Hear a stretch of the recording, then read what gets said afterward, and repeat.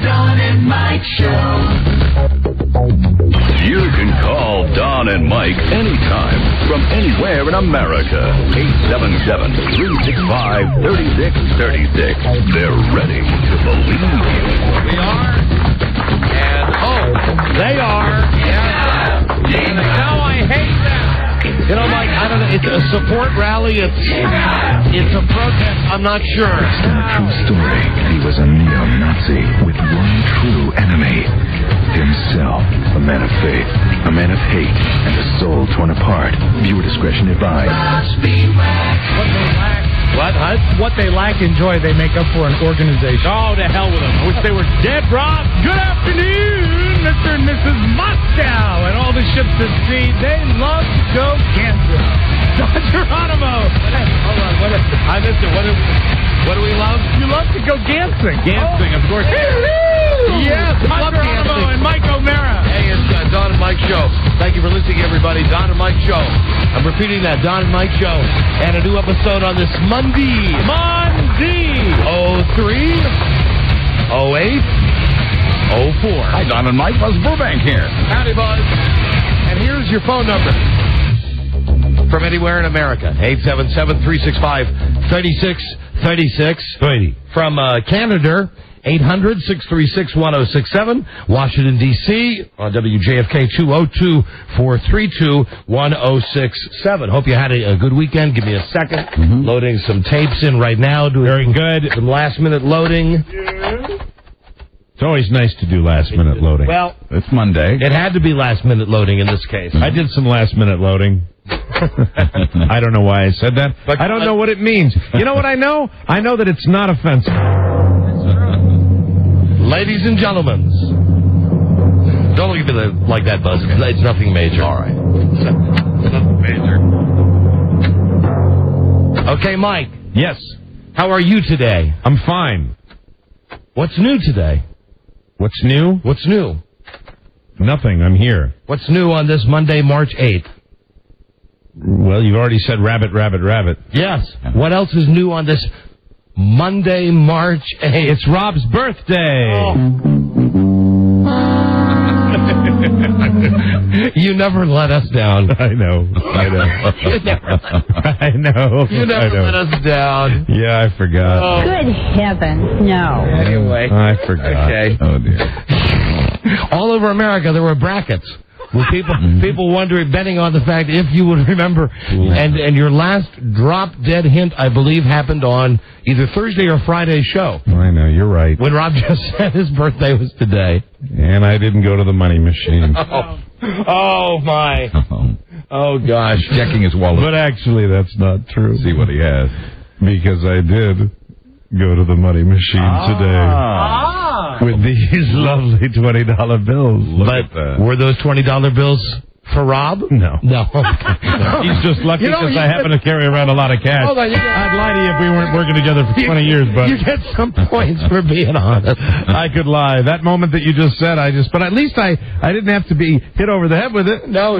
There you I go. did guess when you said what's special about today, and I do have what's going to make him happy. So even though I did technically forget his birthday Again. Rob, won't all be well with the world when you leave the studio today. Technically, won't it be okay? Yes. To really make it perfect, Yes. I'll need a handmade birthday card. And you know you will have that before the end of the show. Yes, and you've got 4 hours. But isn't that the way it's always been? Yeah. But I could lie and say that I specifically went to the money machine to get Rob the card. No. Didn't do that. Forgot. You know what it tells me? What? Always carry cash. And you know what you've said for years. Yes. You're naked without cash. I'm naked without cash. Yeah, but that would have been, you would have seen right through that if I attempted to lie and say, I went to the money machine because I knew it was Rob's birthday. No, because I knew you didn't know. Because I knew you didn't know as soon as I start saying today's date. Because then you would have said, it's Rob's birthday. I had it on the back burner the whole time upstairs. I know, and I played a practical joke on him too, and that was, that's just Make it sweeter or more bitter? It makes it more bitter. Happy birthday, Rob! It's the best birthday ever. How old are you today? I'm 62. 62? You don't look a day over 33. How many is that in German? No, actually, I'm 33, and I don't know how to count in German. No, but how many in German? Never mind. How many in your past lives? Oh. How many in all of your past lives? How old are you now? Well, back when I was Frau Spiewak, I'm 88. 88 years young. I was only following instructions. I know. And I know you go way beyond that. Wink, wink. Even past that. Well, happy birthday. Thank you very much. Yeah, happy birthday to you. Happy birthday to Rob. What a weekend, ladies and gentlemen. You know, it's almost good that Freda works now and is not able to call in as much.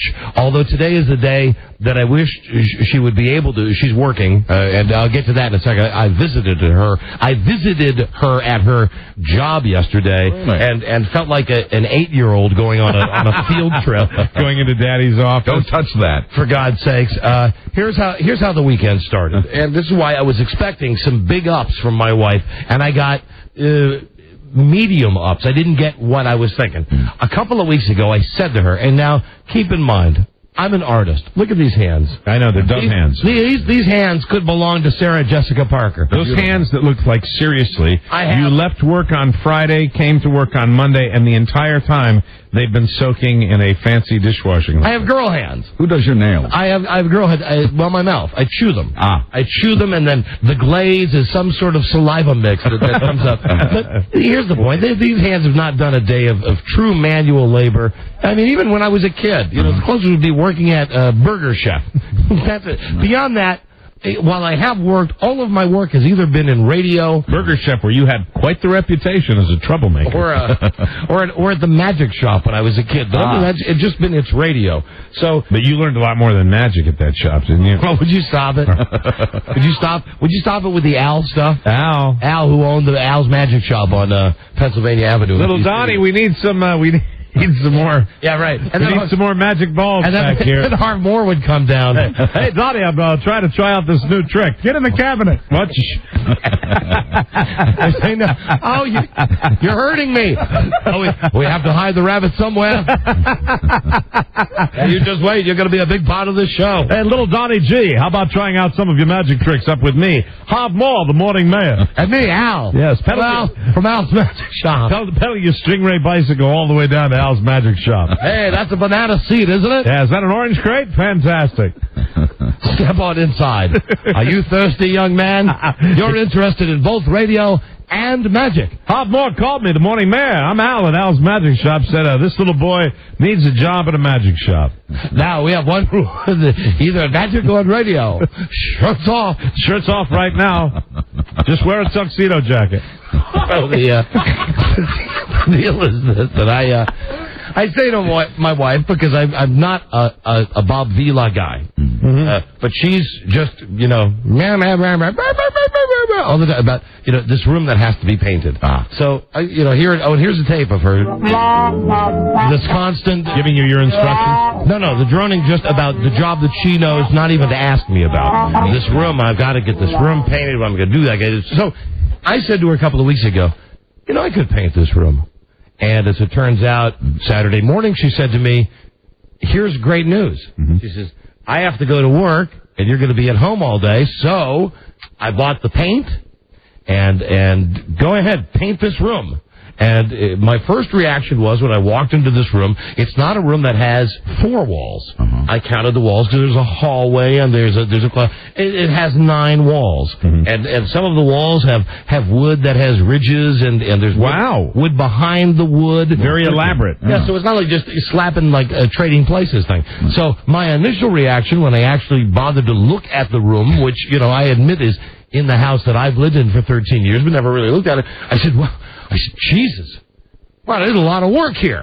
There's a lot. Wow, I can't bang this out in an hour. Right. And she said, you know what? Never mind. I'll call the guy. I'll just call the guy that does it. Never mind. And I said, no, I'm going to do this job. And she said, yeah, right. Okay. I'll see you later.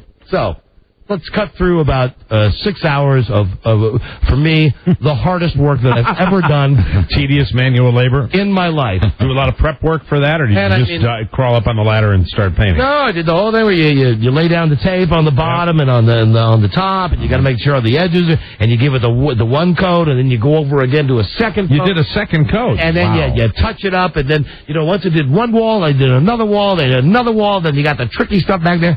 So she calls me up about halfway through the day, and I'm able to pick up the telephone, and I say, hello, yes, because I see it's her on caller ID. I want to give her the impression I'm busy working. You are. I say, yes. She said, oh, am I bothering you? I said, I'm trying to paint this room. And she said, oh, that's sweet. And very clever boys. And I said, patronizing. All right, I'll talk to you later. She said, okay, bye. So now I'm in a mad sprint to get this room done before she gets home, keeping in mind that I'm really not sure what I'm doing. And one of the things that slowed me down in the beginning was, as it turns out, it's great because she says we're getting rid of the carpeting anyway, but I didn't throw down enough drop cloth. Oh, no. And at one point, I had one of those big gigantic wheels, rollers, one of those rollers, and I had a big gigantic stick. And I'm going up and down the wall on this thing, and I got goggles on because it's spraying all over me because I'm going at such a fast rate. I mean, I'm splashing the paint on the wall, and it's coming at me at a fine mist. Right. Okay? Yeah. And probably coming on everything else around you. I realize as I turn around that you can see the outline of where the newspaper was, and then beyond that, looks like a crime scene. If there was pink blood. But, oh, dear. It was pink? Yeah, pink. You painted the wall pink? Not my room. Oh, okay. Not my room. All right, very good. Not my call. All right. Not my call. Not my color. Not my color. But when you get past that, I thought I did a really fantastic job. So pink doesn't show up that badly. So she came home. Oh, it does on brown. I'm kidding. It does. I mean, I would think it would show on everything getting splattered on. So I bust my ass. She comes home from her job, and now I've timed this almost down to the nanosecond where the second coat is going on, and meanwhile I'm walking up and downstairs. I'm just looking at this room like I cannot effing believe this. Look at this. I have so low self-esteem in my ability to do anything manual, and you've successfully painted the room. I'm amazed that I've done it. Not only have I've done a hell of a job. And what I do is now I'm going in the other rooms that we've hired guys to come in and paint, and I'm noticing, the lines on the ceiling are not as straight as the lines that I did. Hey, look, there are spots in this other room where things seem to be going not at a total symmetrical angle, where things are... my God. You're Donnie the house painter. I'm talented at this. I'm feeling good. She comes home. I come downstairs and look at me. Like a working man. I'm covered with paint. Right. I'm dirty. I've got the smudges all over me. And I say, are you ready? Come on upstairs. So she comes upstairs, and I'll say for about 10 seconds, I got the reaction that I had been expecting. The reaction that was, like when you see someone on Trading Spaces. One of those shows. Joy. Like when... Oh, my God! But here's exactly where she lost me. She said, oh, my God! I can't believe... This is so beautiful! Oh, my God! I really picked out the right color. This color looks fantastic. It was all about her. Do you believe how? Meanwhile, I'm just slinking. You're waiting like a dog to be petted. It's like an ice cube that's melting. I'm standing there in front of her, going, "Oh, you want your doggy treat?" And it just.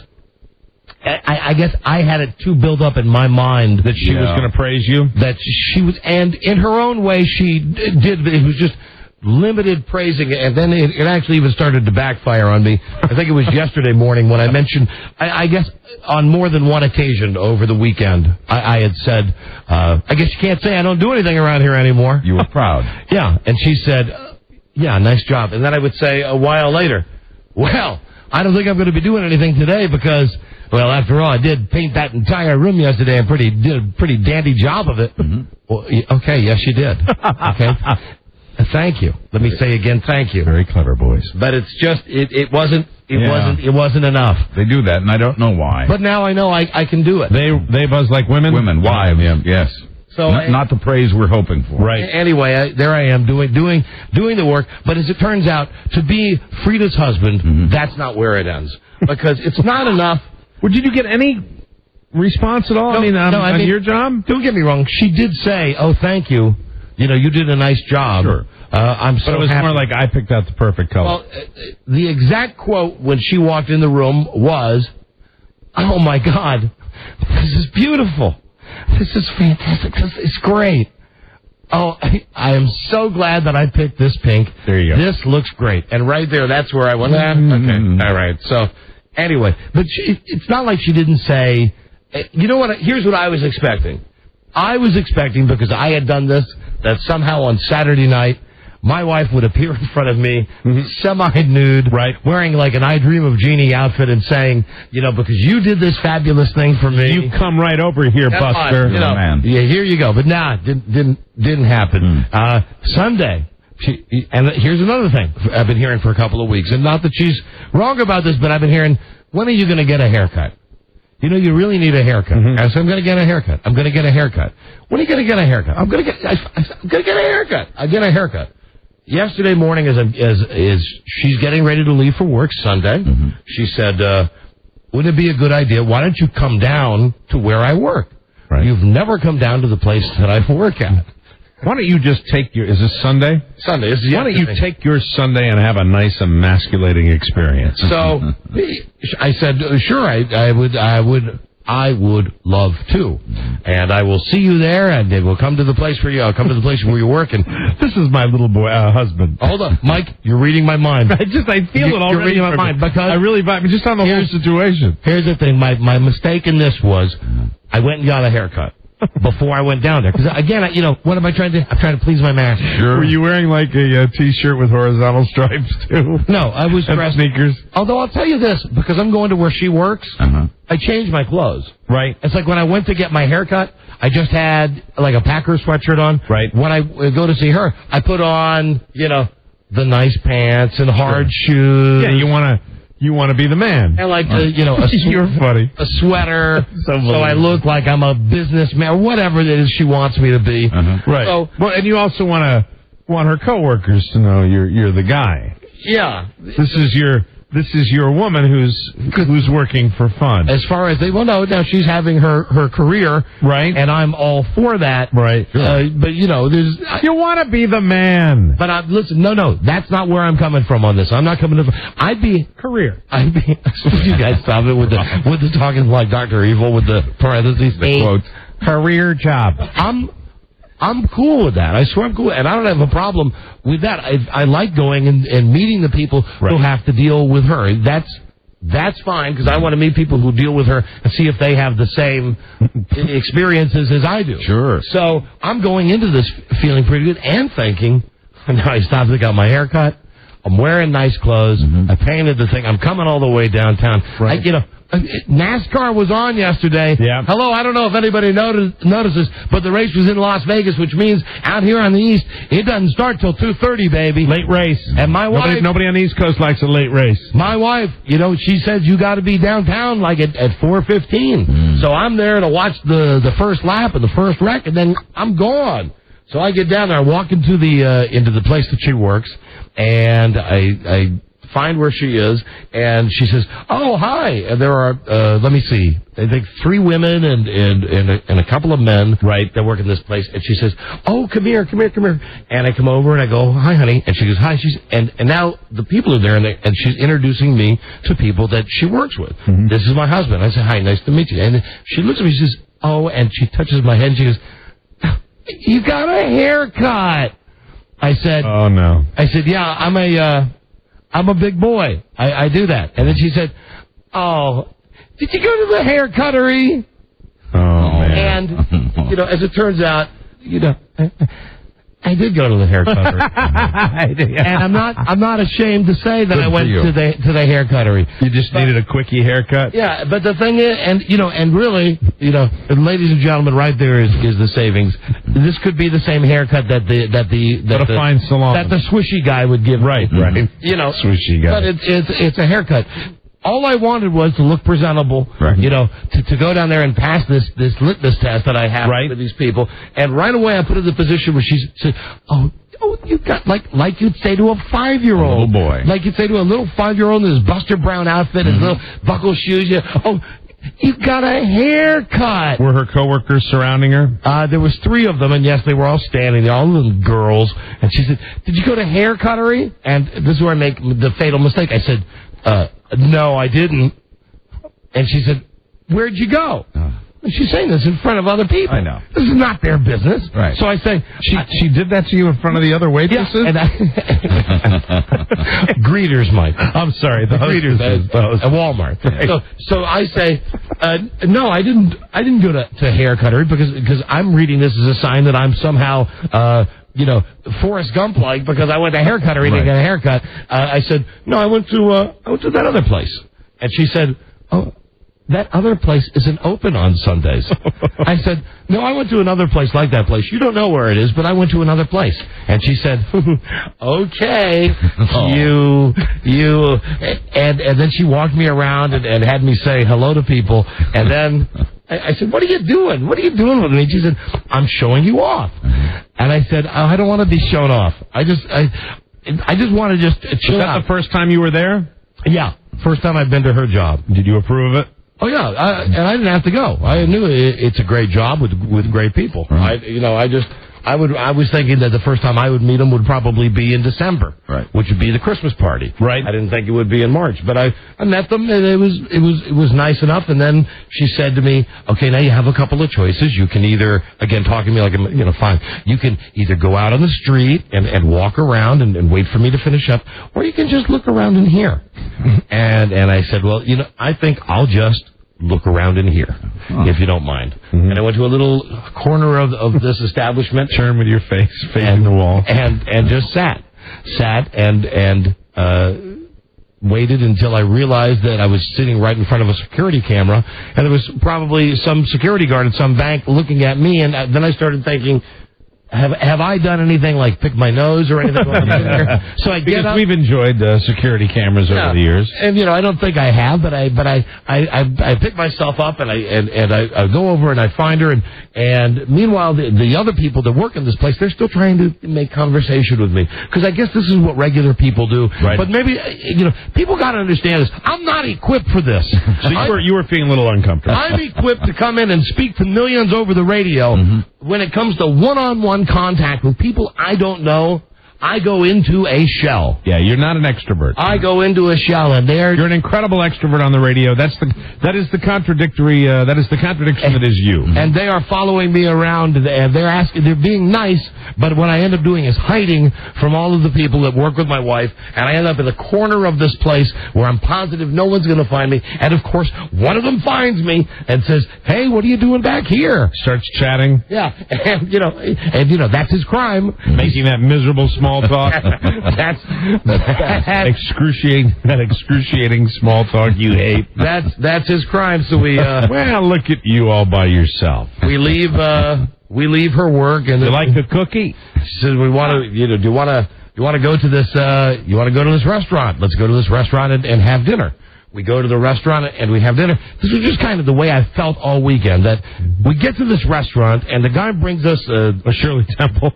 No, listen, as it turns out close, the guy brings us a menu with martinis. Okay.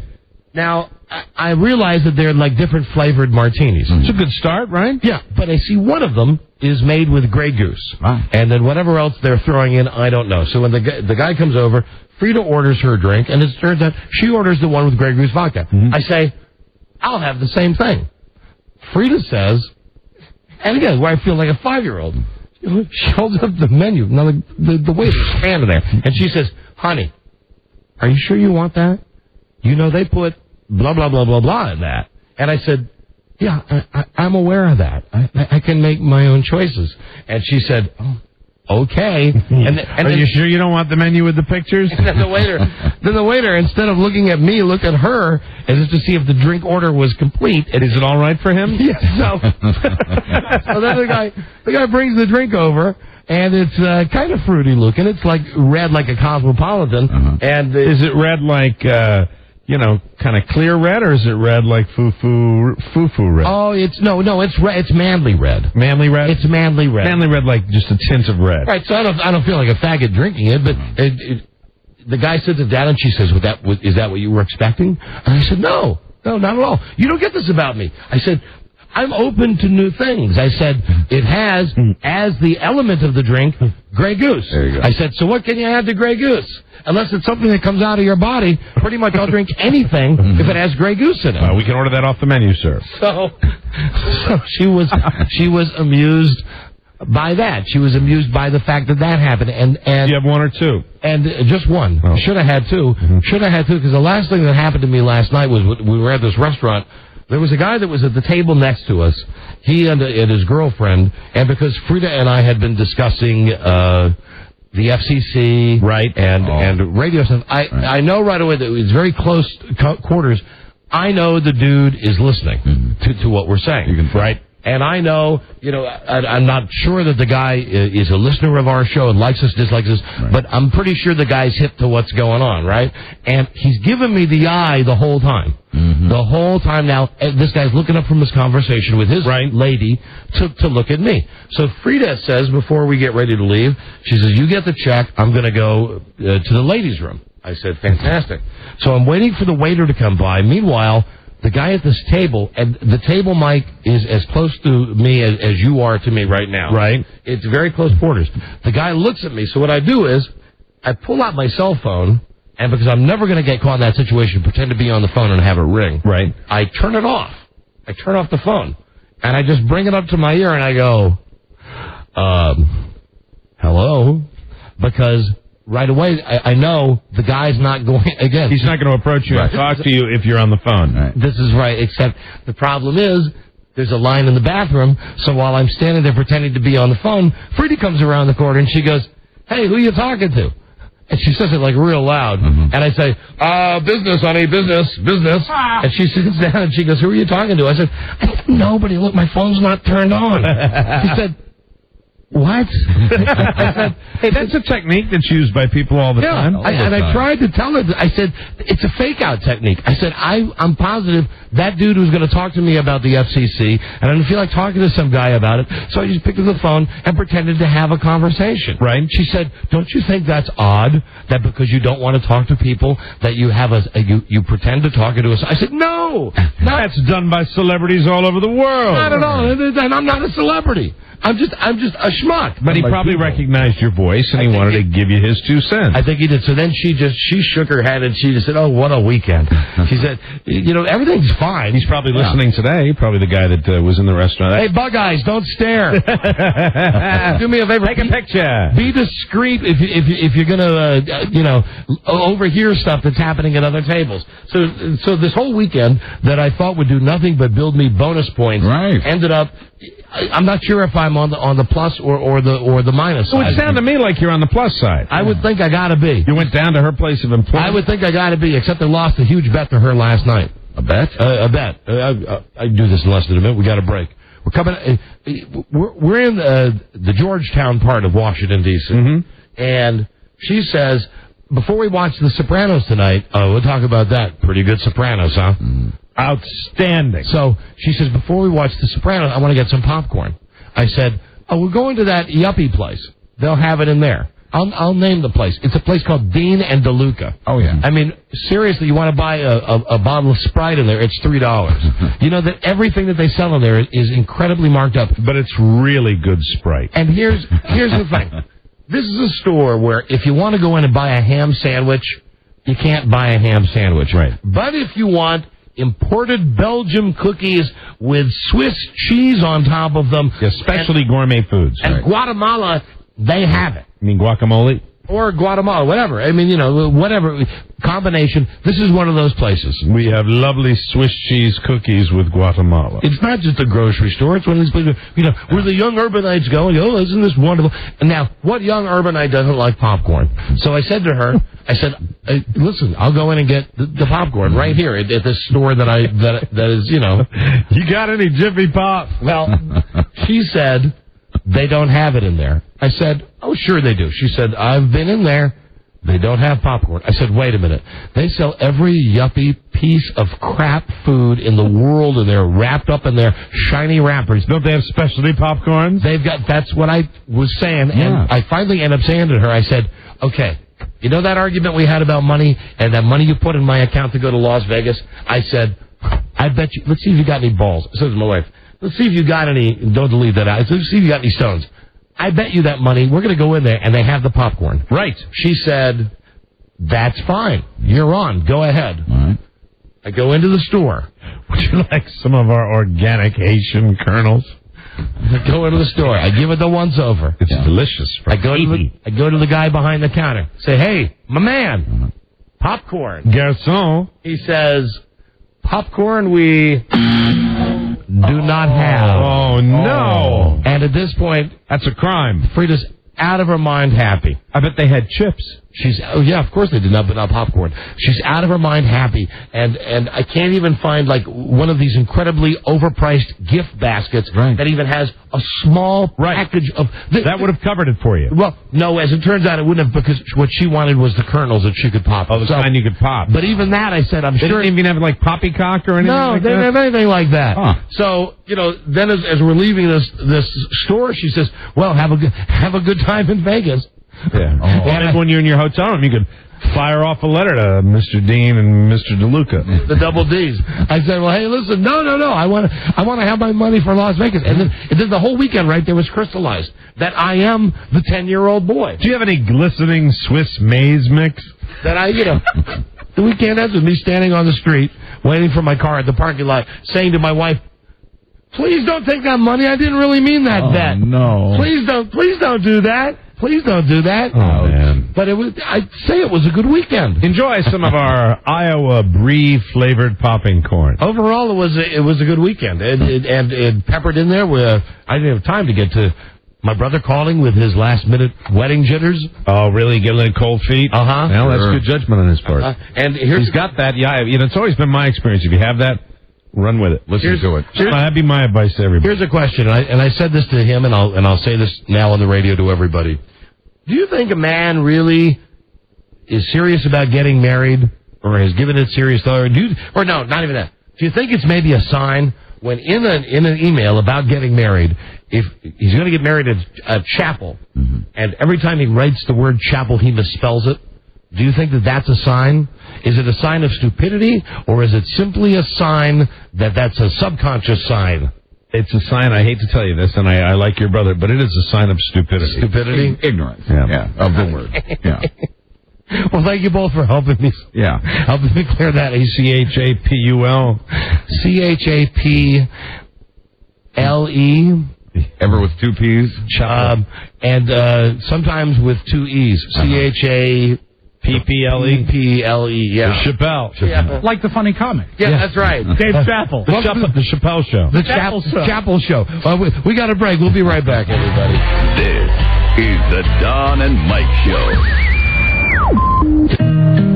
Thank you. Thank you. Hear ye.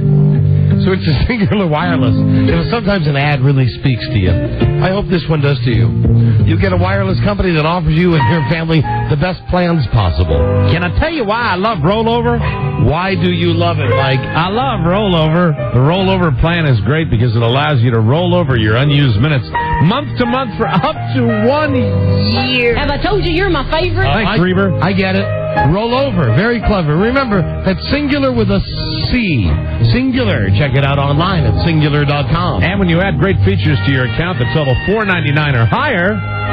Oh, you mean like text messaging or roadside assistance? Exactly. We get a swell LG 4010 flip phone free. No hassles, no rebates to fool with. I love that. I use it to call my jittery brother. There you go. There's still time to back out of this. But what the hell? Run screaming to your nearest Singular store. I hope he's happy. Or go to www.singular.com for phones and features. Certain restrictions apply. See website for complete details. Singular is neato. You see, Singular?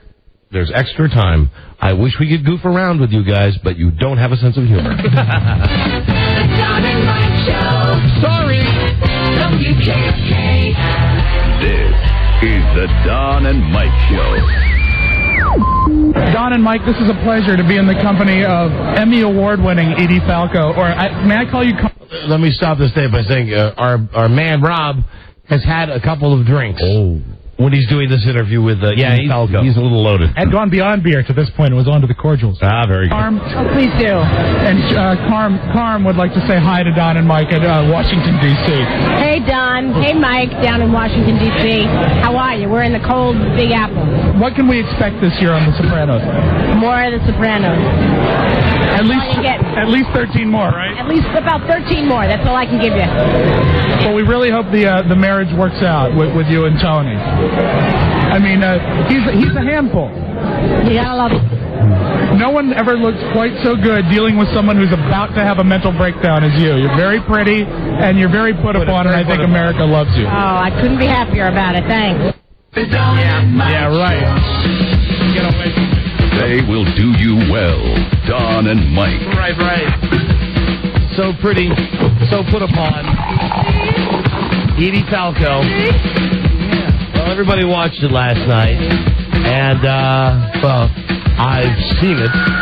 Enjoyed seeing it again last night. It was everything I wanted in a Sopranos episode, and they even made up for a previous episode that I hated. Here's what I was going to tell you last week that I didn't think would ruin the episode. What were you going to say? I was going to say, you could tell in the first minute, as soon as they go to the scene of Tony's house, right, with the state of disrepair and the fact that the chairs are out there and that nothing's right and there's garbage all over the place, and then you go down to the end of the sidewalk where Tony normally walked down to get the paper, and there it is with the bed. Right there, all I was going to say was, that set the tone for what the show was going to be like. Tony ain't at home, of course, until the end when he was at home. Yeah. Protecting with an AK-47. But after such a long wait, yes, absolutely. And Anthony Jr., what a little wuss. Mommy. I wanted to see Tony go after Dr. Melfi. And you know what I mean. Go after. He kind of did. He may still. Yeah, I know. He made his play. You know, it's good to see James Gandolfini fat again. Yeah. You know, I mean, really fat. When was he not? Well, no, he was thinner in the last episode. Didn't he say to her last night on the show, I'm working on my weight. Yeah. You know what? When he's fat, you hear a lot more nose breathing. Yeah. A lot of it last night. You know, though, when Dr. Melfi said to Tony, though, that she liked his face, I found myself looking at the face, and what an odd nose on Jimmy Gandolfini. Kind of Bugs Bunny teeth. You know, he's an interesting looking chap. But what a great one. Did not disappoint. It had everything. And, I was glad that Christopher and Paulie Walnuts got back together, too. Yeah. And, you know, it takes a good murder, a good cold-blooded murder. That's right. You know, to actually get somebody together again. Don't complain about your together again. Yeah. That's right. You just throw an ashtray, or it was a brick. I'll put the difference with you, Chrissy. You throw the brick. That's the least I could do. I'll put the difference with you, Chrissy. It's my new Paulie Walnuts. Thank you very much. That's pretty good, Mike. And you all, but the difference with you, Chrissy. You all bought what Paulie Walnut said. You don't think he's going to stay on him? No, I think that this is a true. No, this is the truth, because they're both in trouble now. Yeah. Because Paulie Walnuts did whack the guy. Yeah. So that's why they'll. That's the Chrissy to the brick. He was just putting him out of his misery. It was really a mercy killing, Paulie. It's great. Let's play good. And I don't do an exact Paulie Walnut. It's pretty good, though. That captures it. That's It's pretty good, and it's and you know, I want to say of all the guys in The Sopranos, Paulie Walnuts always has the look that if it's not the mobster suit, he has on the 20 years ago popular Puma jogging suit. He does, and he's got the hair, right. He's so Paulie Walnut. I want to see more Robert Loggia too, because I think Robert Loggia works really good. And and we can't discuss it on our show, but I like the only thing that had changed after 20 years in prison for Robert Loggia. And for anybody that watched the show, they know what I'm talking about. There's only one thing in his mind that had changed, which is pretty damn funny. That's good. Lots of good cast members coming on. Wait till you see the one next week. I've had the privilege of seeing it when Steve Buscemi comes. I'm so jealous of you with your advanced copy. You know? But it's almost funner. That's not a word. More fun. Well, it's funner having seen it and then watching it last night with Freda, right? Where she doesn't know what's going to happen, and I'm dying. I'm dying for wanting to tell her. Oh, hold on, sexual. Hey, Maria, sexual fantasy coming up, and guess what? I don't think that's really Lorraine Bracco's body, huh? No, that was one of the things I'd asked you, if you thought it was really her body when they showed her, or whether they had morphed her top into somebody else. She looked a little heftier last night in clothes. Yeah. Dr. Melfi did. She looks like she parties hardy. Yeah. And I'm not talking about the actress. I'm not talking about the character. I'm talking about the actress. Lorraine Bracco. They have actually the technology. Oh, right, it's Donnie Brasco. Sorry. Because remember, they did. Forget about it. What's her name? Nancy Marchand did an episode after she died. Oh, come on. So they have the Poor you. Oh, poor you. I hope they never show that part of my body. Have you changed? Sure. I've morphed. No, I've morphed into someone else. I mean, have you changed since Robert Loggia went to prison? Yes. You've changed a lot. We can dance around that. I've done what all the girls are doing. Wow. Yes. Yes. But with you, wasn't it more of a natural? It was. It just happened. Not so much a choice. This would be an example where anybody that watched The Sopranos last night, where actually not being explicit is quite fun. Yes. Yes, I didn't have to do a thing. It was erosion. It eroded away. I know it did. There you are. And I disagree. Didn't Robert Loggia seem to enjoy it? I mean, or seem to... No, I think he was. He appeared to be a little distressed by it. I think he was a little. Yeah, I didn't read it. I read it like, hey, this is how it's changed. Things have changed since I was in the joint. I'm okay with that. Right. Yeah, that's what I got out of it. Yeah, well, maybe. You never know. I mean, he was just commenting on it, Right, and exactly. it was just. I love them all sitting around the table. I mean, that little. Yeah. And listen, as long as you're talking about The Sopranos, and I really shouldn't because I'm really trying to watch them away. Does anybody have any Girl Scout cookies? You got any Girl Scout cookies? None? Sadly, no. There you go. Yes. I know what you're talking about I in know you your potty know. mind. I know you know. It's horrible. It's great. Really, they had all the elements in there. We didn't get any Buscemi though, right? No, but Very little. you get now. Do you want to know when you get them? No. Next week. Oh, thank you. Well, Next week. I figured he'd be in it next week. You know. Yeah, and he's good. They're all good. And I like the other guy that got out of jail too. The guy with the weird nose, the broken nose, is part of the other family. Mm-hmm. That's a very realistic family, incidentally. I find that New York family is very, very credible. The guy that Tony had the run-in with, I forgot what his character's name is, but it's the guy that he wanted to whack you mean Carmine. Johnny Sack? Johnny Sack. Johnny Sack. I like Johnny Sack. Hey, and how about Carmine with the egg salad? Yeah, yeah, that's gross. Yeah. I'd like to do that mouth to mouth. Wasn't that great? Wasn't that really? Now, ask yourself this. Was that worth a year and a half of waiting? Because remember, a year and a half ago, we were up there screaming at the top of our heads, take it away. We're bored with it now. If you don't keep it coming, we're not going to watch it. It's riveting television, and if you have to wait, it doesn't matter. As long as it's a good product, I say worth the wait. It's the best. Without overstating it, did you? I felt like me was like friends coming home. I mean, it was just great to see them again.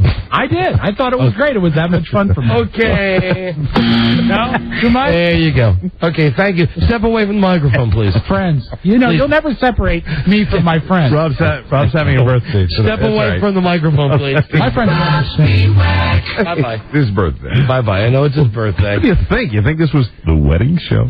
I know. He loves TV, but Rob, they're not your friends. They're my friends. They're not your friends. You'll never convince him. Oh, poor you. You've changed. I have, like all the girls. But it was natural. Totally natural. Happened over the last couple of years. Yeah, happened over the last couple of decades. Hello, Flora. Hi, guys. Hey. I love you guys. Hi, Thank Don. you. Hi, Mike. Hi, Buzz. I'd say hi to Rob, but I'm so disappointed in him.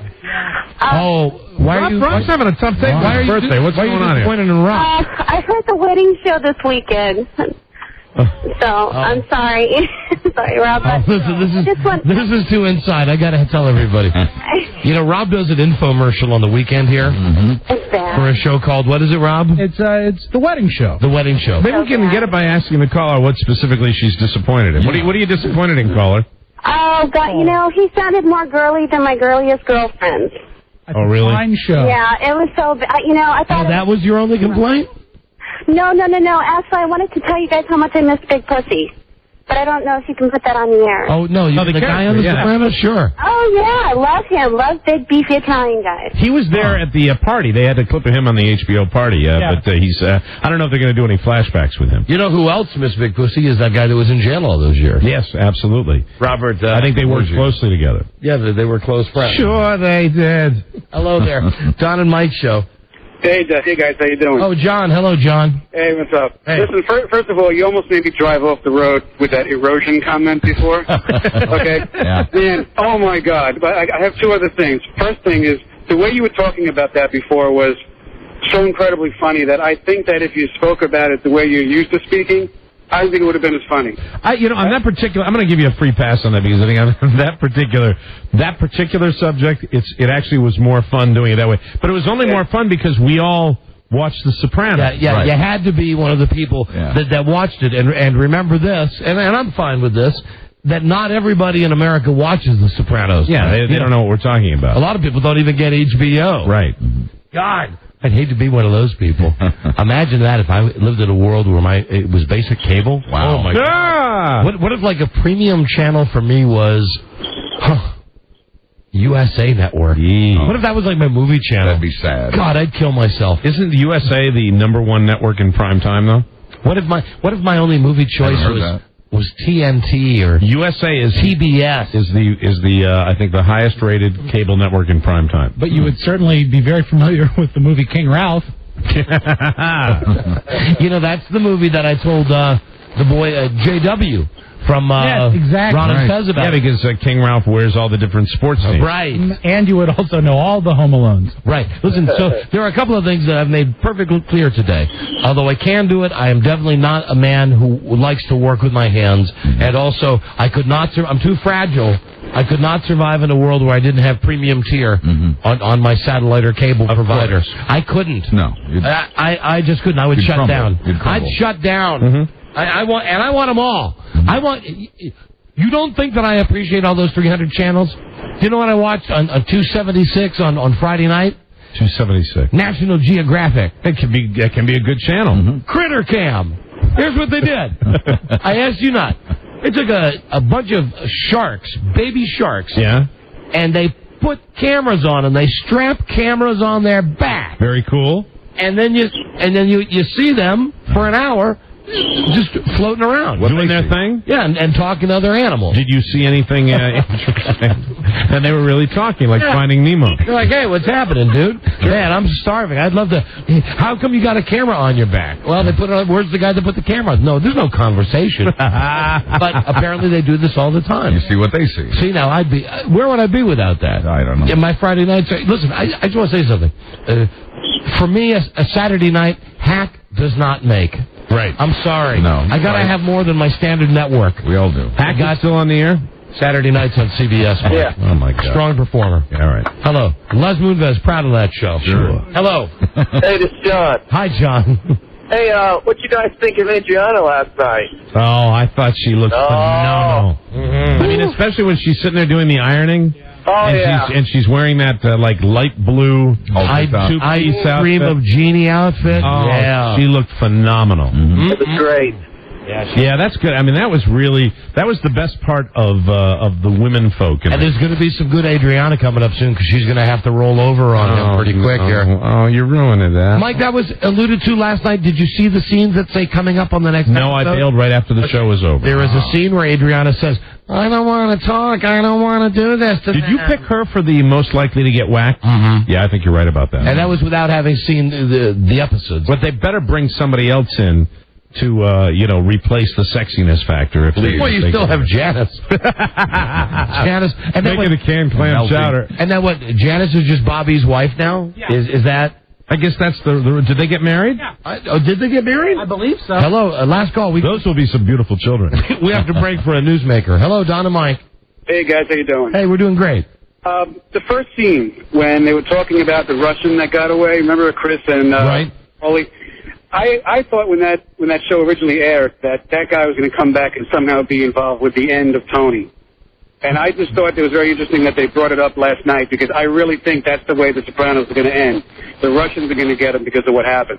I think that's plausible. It's possible. I think what they do when they're writing these shows, they probably think several miles down the road. Yeah, so maybe they never caught the guy. Listen, who knows? It gives them an out. Right. All I know is after this discussion, I have decided The Sopranos are my friends. They are my friends. It's like old friends coming home. All of them my friends. Now, are you ready for a real newsmaker? And I asked you not about this. All right. Here's the deal. She's an American woman. She won a contest? Yep. She won a contest. Okay. Tomorrow, Tuesday, she's going into space on a Russian airplane, a Russian rocket. Spacecraft? Yeah. Wow. Tomorrow she's going into space with the Russians because she won a contest. She will be taking off in less than 17 hours from now. It's like the Lance Bass thing. She's going to spend a certain number of hours actually in orbit. And this is just an average person? Yep. Yes, and keeping in mind that we're 17 hours away from takeoff, we will be talking to her live from Russia during our next segment. How cool is that? Okay? I like that. So stay tuned. Right. This is the Don and Mike Show.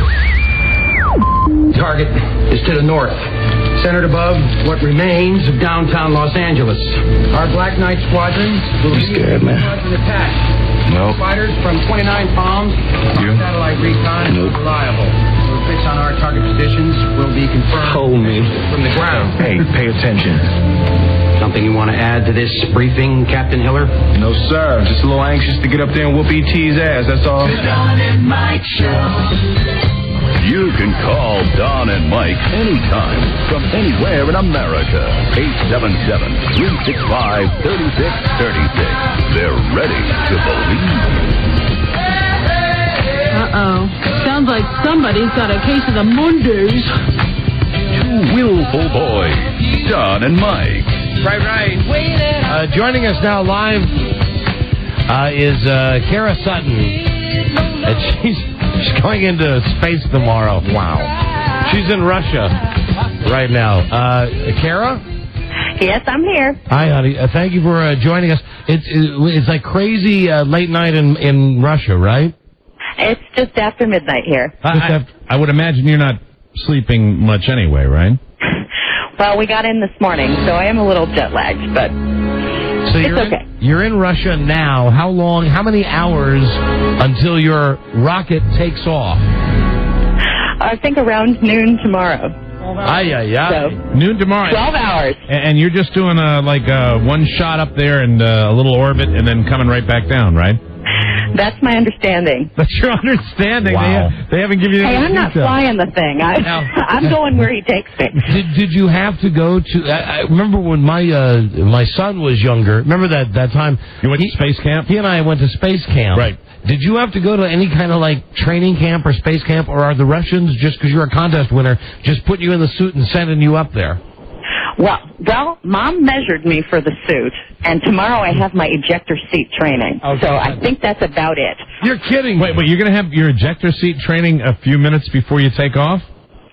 Well, I think it's about an hour, but yeah, I'm comfortable with that. So it's like skydiving at a resort. Wow. Let me point out, if you're wondering, Carol will be blasting off in a MiG-25 rocket, MiG, MiG-25 rocket, and she's going to spend, now how long, like an hour or something, like 40 minutes, 50 minutes up in I space? think it's something like half an hour, 40 minutes, something like that. 40 minutes in space. Have you thought about what happens if you get sick? Well, you know, I work in an emergency room, so vomit is really not that big a deal to me. I'd really be disappointed if I passed out and missed it, but, you know. And then you're going to, splash down somewhere? No, a MiG-25 is actually, it's a fighter jet. Oh, so it's a jet. Oh, a MiG. Okay. Well, it's not a rocket. Oh, I thought it was a rocket. But hold on. No. Hold on. It says, though, that you're going to fly to Moscow to get to the rocket. Well. So it's only a plane. It's not a rocket. Oh, I think it's fixed. Kara, this isn't a big deal. Are you blasting off into space, or are you going on a real fast plane? It is a plane that goes up above 95% of the Earth's atmosphere. Wow. So you're a ways up there. How many feet will you be? How many feet up there will you? I believe it's 85,000. 85,000. That's pretty high. That's pretty I'm not high. planning to count each one, though. Golly, okay, then if you're in a plane, how many people, see, I was thinking like, Apollo stuff. Yeah, that you like go up in a rocket and then splash down in the sea. Will it be dark up there like space? I would think so. If you call me tomorrow, I'll let you know. I tell you, if you get all the way up there and it's like nice and sunny, you got ripped palm trees and stuff, yeah. I would say really you got to see stars. Or to heck with it. Really. Do you get to wear a real astronaut suit? Well, when I understand it's the G suit, it reduces the G forces that I feel on my body since as you pointed out, I'm not a trained astronaut. So. Do you know if this is going to be one of those new MiGs or is it going to be one of those things that they had around in the old Soviet Union days? My understanding is that it may be a little retro. Kara, have you done a lot of research on this before they hurl you up into 85,000 feet? Yeah, who am I to say? But quality is not exactly job one in Russia, especially back in the day. Do you have a good life insurance policy? Well, Space Adventures is the company that does this. I won the trip through TravelersAdvantage.com. I entered the contest there, and Space Adventures has been doing this for a number of years now, and they're I'm pretty comfortable with them. I really am. So. Hey, like I said, I work in an emergency room. There are plenty of ways to bite it on the ground. So. Oh God! Do you have any contacts with Space Adventures? Have they treated you well so far? They've been great. This is. I don't think I'll ever travel this well ever again. Now, how did they get you over to Russia? Did you fly first class over to Russia? Oh, Coach! But they flew me nonstop. Holy Coach! Wow! Holy Coach! Nonstop's pretty good though. Yeah. No, nonstop is very good. Well, what airline did you fly over there? Delta. So it wasn't a hot air balloon. They actually flew on an airplane. There was a real airplane. Nobody had to bicycle or anything. Listen, seriously, we're playing sound effects and stuff, but what happens, being as, it is built by moose and squirrel and, it was back in the day, God forbid what happens if this would be like your last interview that you did. I mean, have you? We don't want. That would be pretty disappointing for me. I gotta say. We'd be sad for a while too. It'd be a drag. No, seriously. Have you thought about when I went skydiving? I thought anything could go wrong. Of course, I was skydiving with Americans, not with Russians. But I was skydiving, and I thought, well, anything could go wrong. I could die. Yeah. You have to realize that you're going up in not a rocket. You're going up in a plane, but anything could happen, right? Sure. But I'm telling you, anything can happen on the ground too. Yeah. So. What did they have they briefed you yet on what's going to happen? Well, tomorrow is a fairly busy day for me. I mean, I just got the itinerary, and I'm showing up for my ejector seat training. That is the most I can do to ensure my safety. Not the best. I would have to say, not the best sign if they're sending you up tomorrow. Here's a question, Kara. Do the people of Moscow treat you as an enemy? No, not at all. Actually, today was International Women's Day here in Russia, so I was given a flower. Hey, Kara, we've just met, and you seem like a very, very nice person, and I just have one piece of advice. Before you get into the back of that plane, the guy the front. The front. Oh, that's right. The front. Before you get into the front of the plane, will you smell the guy's breath that's flying the plane? They drink a lot of vodka over there. Yeah, but do you really want to take the man's vodka away before he flies? I don't know, Kara. You're the one that's going to be in the plane. You know what? You're brave, darling. I think you may be. Too bad for you. I'm off the market. But I may have found a soulmate here. I may have found a woman who I think she shares your death wish. A woman who treats life as casually as I do, perhaps even more so. I mean, darling. Oh, it's not so. It's not so at all. It is. So you're flying to the edge of space. It says the place where the blackness of space meets the atmosphere. Yep. That's got to be pretty hinky. Did you win any money? No cash.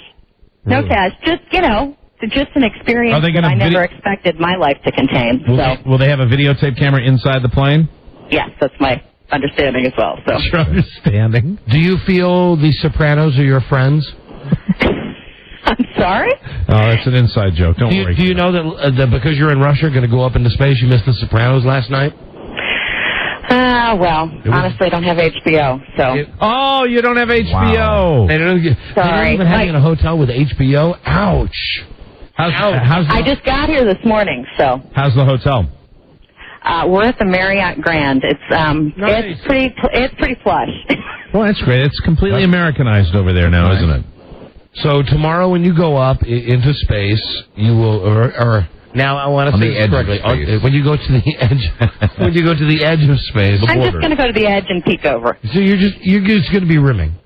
That's what, you're just going to be rimming going up of the earth, just going up to the top of the edge, going right around the top of that toilet bowl. I'd like to talk to her before, after she comes back. Yes, please. Yeah, if she comes back. If she comes back. I appreciate your optimism, gentlemen. It's valued at more than $16,000. I'd be curious to know what the experience is like. Is that what the trip is worth? $16,000. It's valued at more than $16,500. Oh. And I'd like to know how much of that the pilot's getting. Do you feel like the female Lance Bass? Well, I don't have quite as much rhythm as he does. I'm pretty white. Has space exploration always been your thing? Have you always been interested in it? Well, I grew up in the same era that Space Shuttle was still something where we stopped class to watch the Space Shuttle launch. All right, let's see where your head's at. Are you Star Trek Captain Kirk, Star Trek Captain Picard, Star Trek Voyager, or Deep Space Nine? Or the current incarnation Enterprise? I guess I would be more of a Picard. Picard, good choice. That bodes well. Best choice. That bodes well for you. There you go. I'm glad to know that. When you're up there, will you ever say anything like "Make it so"? Number one. I've gotten a lot of suggestions for things that I should say while I'm up there. Yeah, now listen, seriously, have any of the Star Trek idiots come to you to say you should wear, like, the pin or do the live long? Have any of those nuts come to you?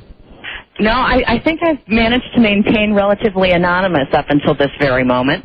So, maybe in the future. In Star Wars, here's a trivia question for you. In Star Wars, where was the cantina located? I always get this one wrong. I know the answer to this. Well, then I'm going to phone a friend. Come on. Mos Eisley on Tatooine. Exactly. Who was the first man on the moon? First man on the moon, Neil Armstrong. Who had the song "Man on the Moon"? What band? REM. Wow. Hey, she's qualified. She's ready. You're good enough to go into space, honey. I dubbed Tara qualified to go into space. Absolutely. I'm so glad I could get this pre-flight training with you guys. That was very helpful. We're bright guys, Kara. Well, good luck.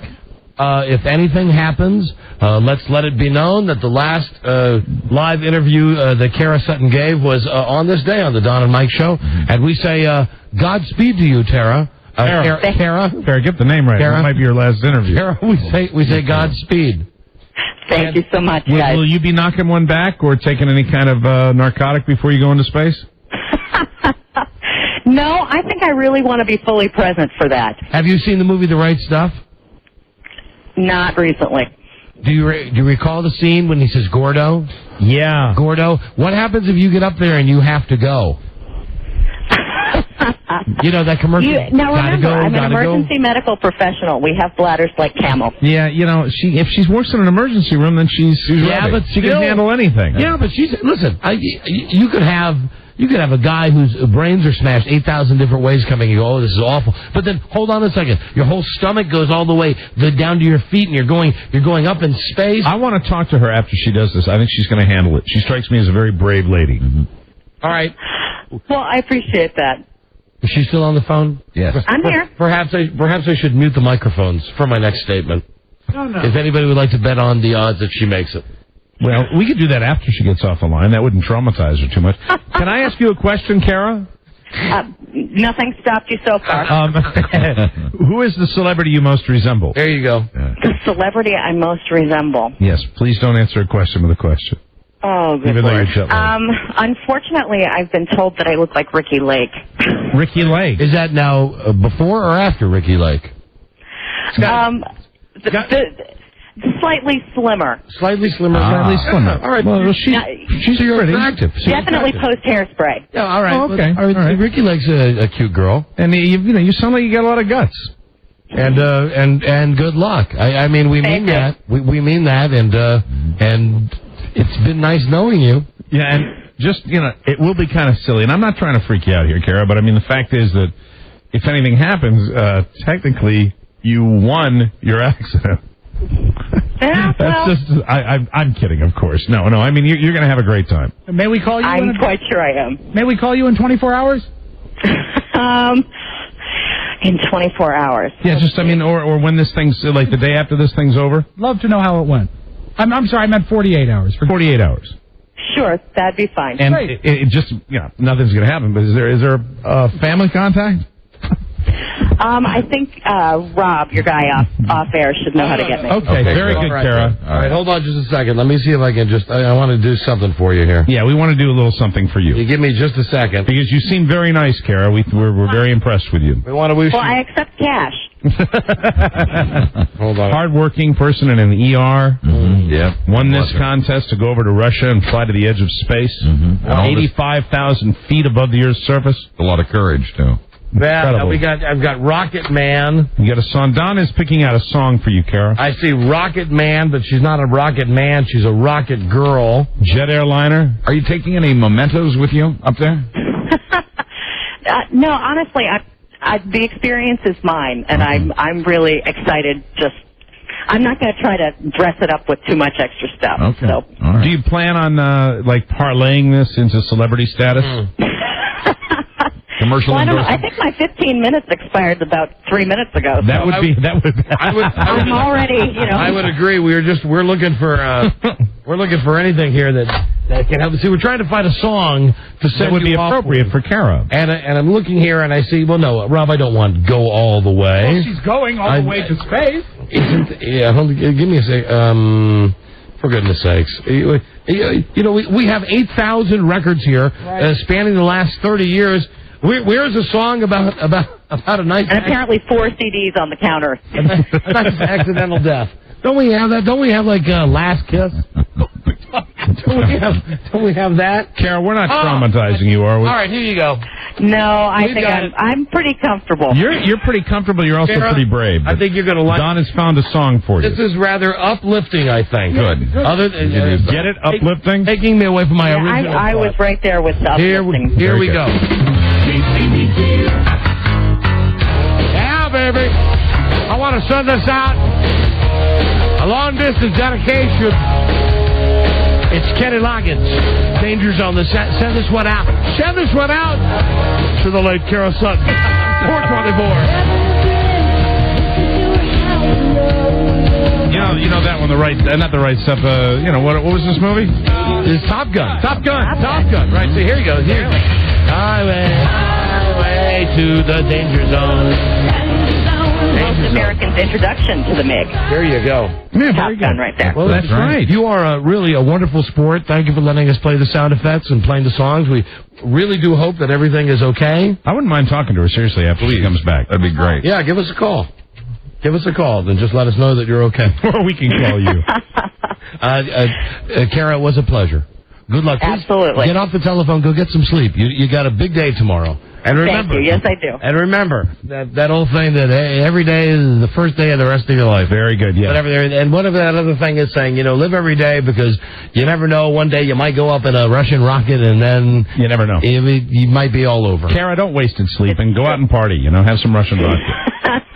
Take care of yourself, Kara. Great talking to you. Thank you. There she is, everybody. Bye-bye. Bye-bye. The late Kara Sutton. She's very brave. That's Kara Sutton, who so pretty, so put upon. Approximately 11 hours, 34 minutes to live.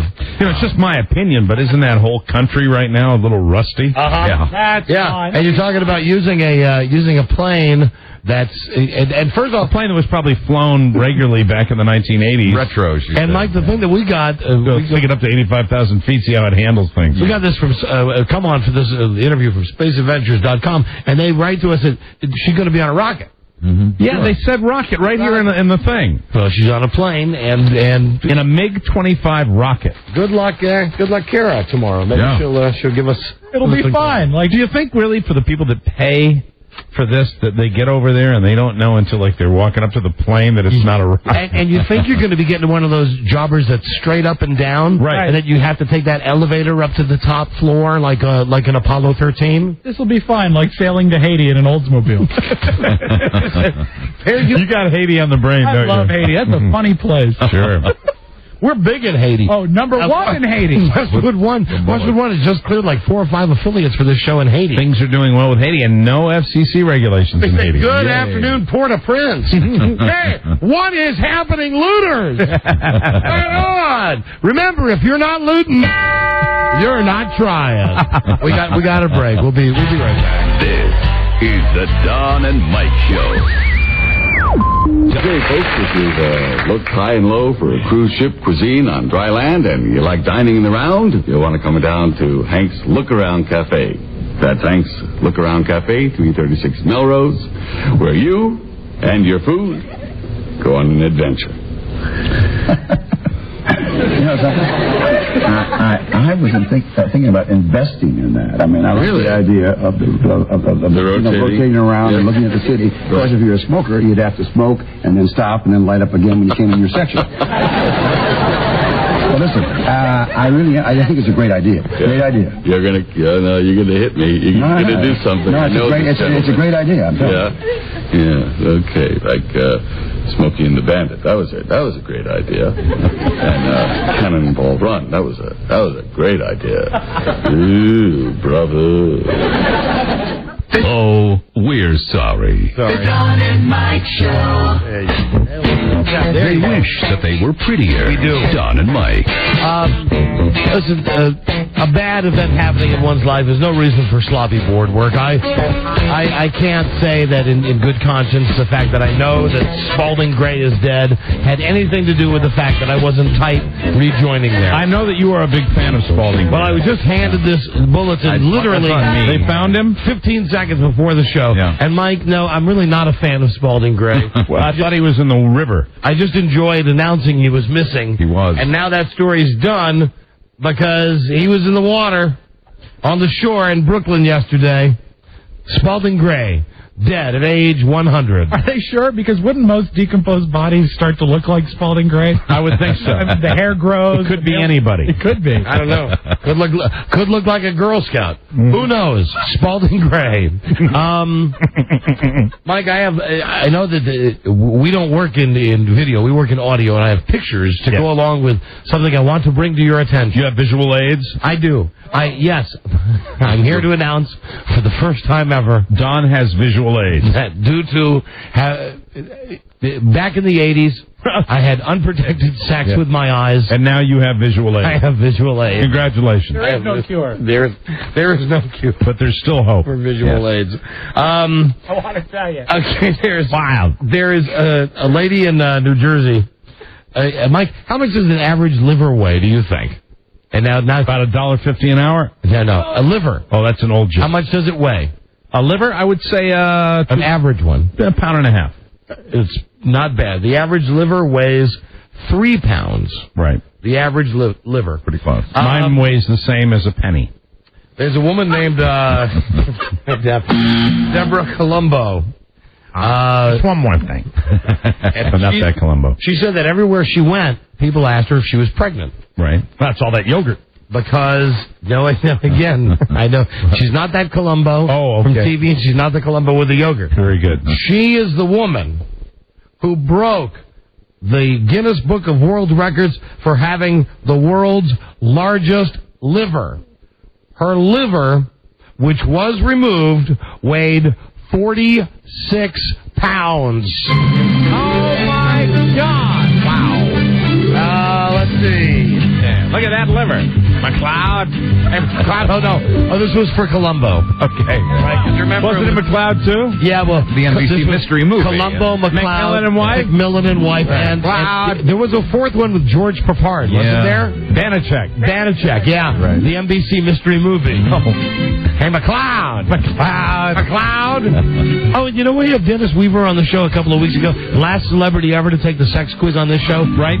Did you know that today he was lower right on Hollywood Squares? Was he really? It was Has-Been Week on Hollywood Square. Very good. He's a good guy. We like Dennis Weaver. Oh. Okay, so this lady, Columbo, she's got the 46-pound liver, and they took it out, and there's a picture of her stomach before and a picture of her stomach afterwards. You're probably going to see this lady like at the end of the newscast tonight, wherever you live. Very pretty. It'll be the last thing. It'll be. And before we go to John with the 7-day AccuForecast, forecast, how about this lady in New Jersey with a 49-pound liver? Hey, are the rain clouds coming back our way tomorrow? That's nasty. So, that's a nasty-looking lady before and after. All they got to do now is get rid of the 60 pounds of onions.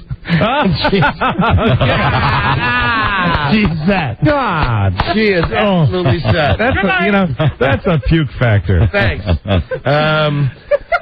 David Crosby.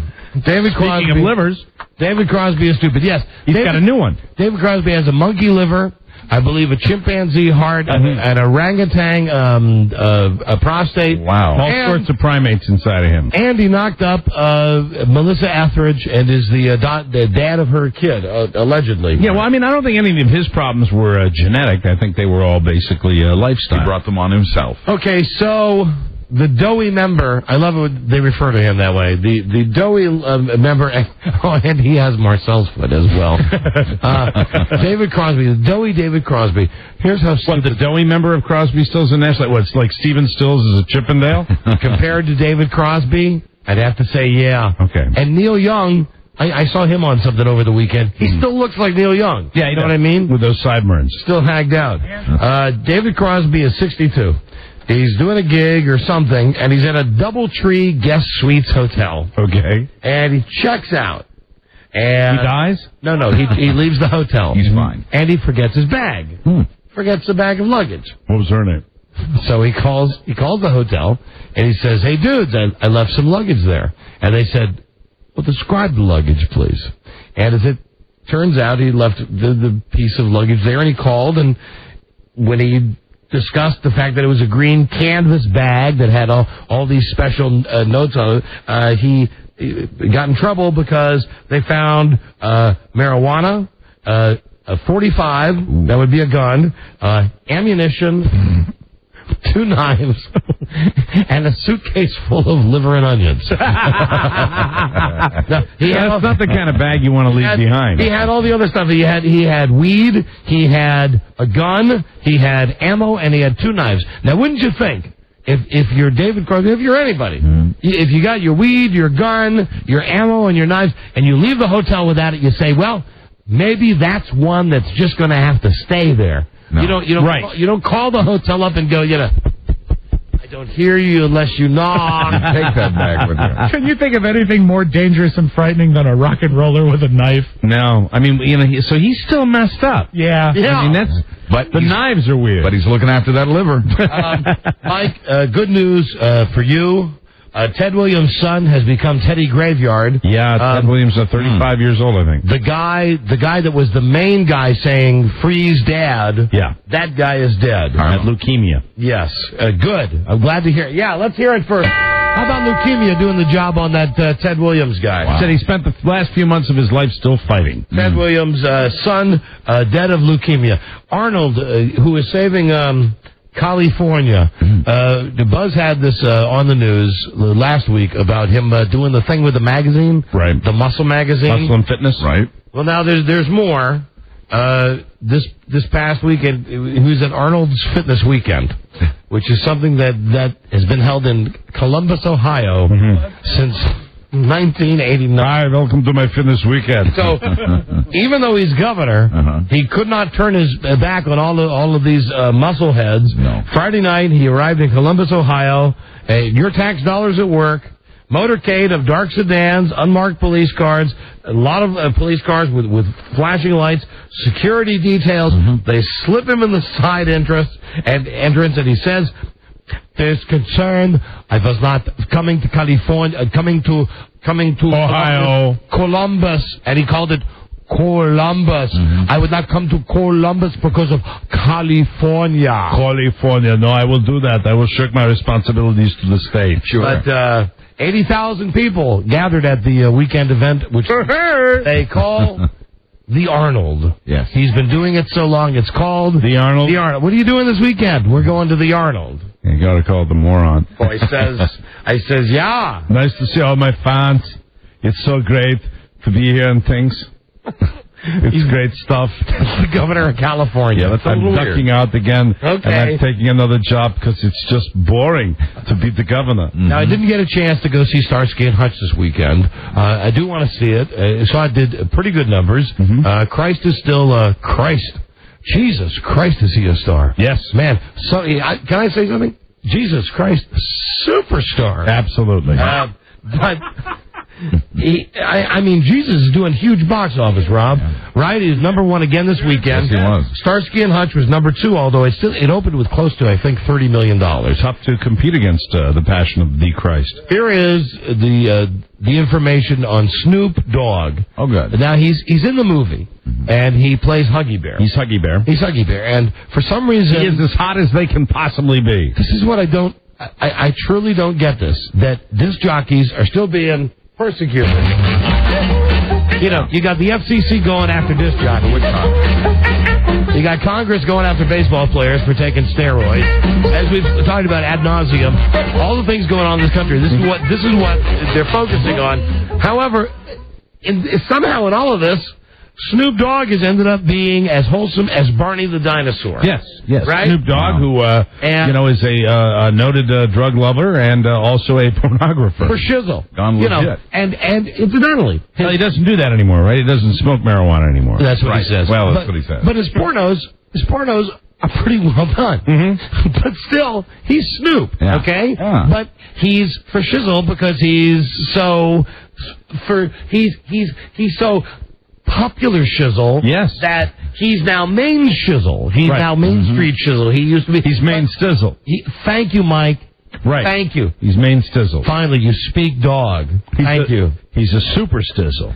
So, they've got the Starsky and Hutch movie. Right. And because he's got this part, he's going to do a free concert. And it's an Anheuser-Busch concert. Because everything in the movie now is, if you have a shot in the movie... He loves the draft bizzle. If you have a shot in the movie of a kind of beer, they've paid for that product placement, which means they get a concert. Well, who says that he's not the same guy that he always was, even with all this main shizzle, with making him mainstream? He's going to do this concert for Anheuser-Busch.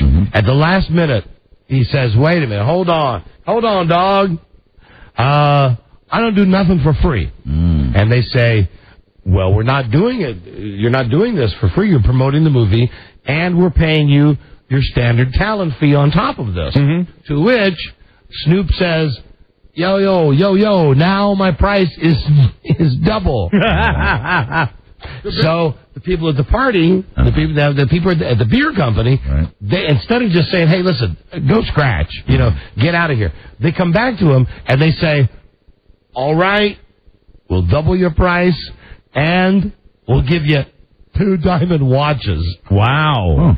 He said, "Go F yourself." Wow. And he walked away. For shizzle, he's really not so main shizzle. He's still the same guy. Yeah. He's still... They're dressing him up. He's still a rizzle. They're trying to make him... be rebel. Right. Popular pop fizzle, but he's still got his street fizzle Absolutely. credizzle going. That's good. So that's nice that all the Budweiser people were there, and they're saying, oh, you're...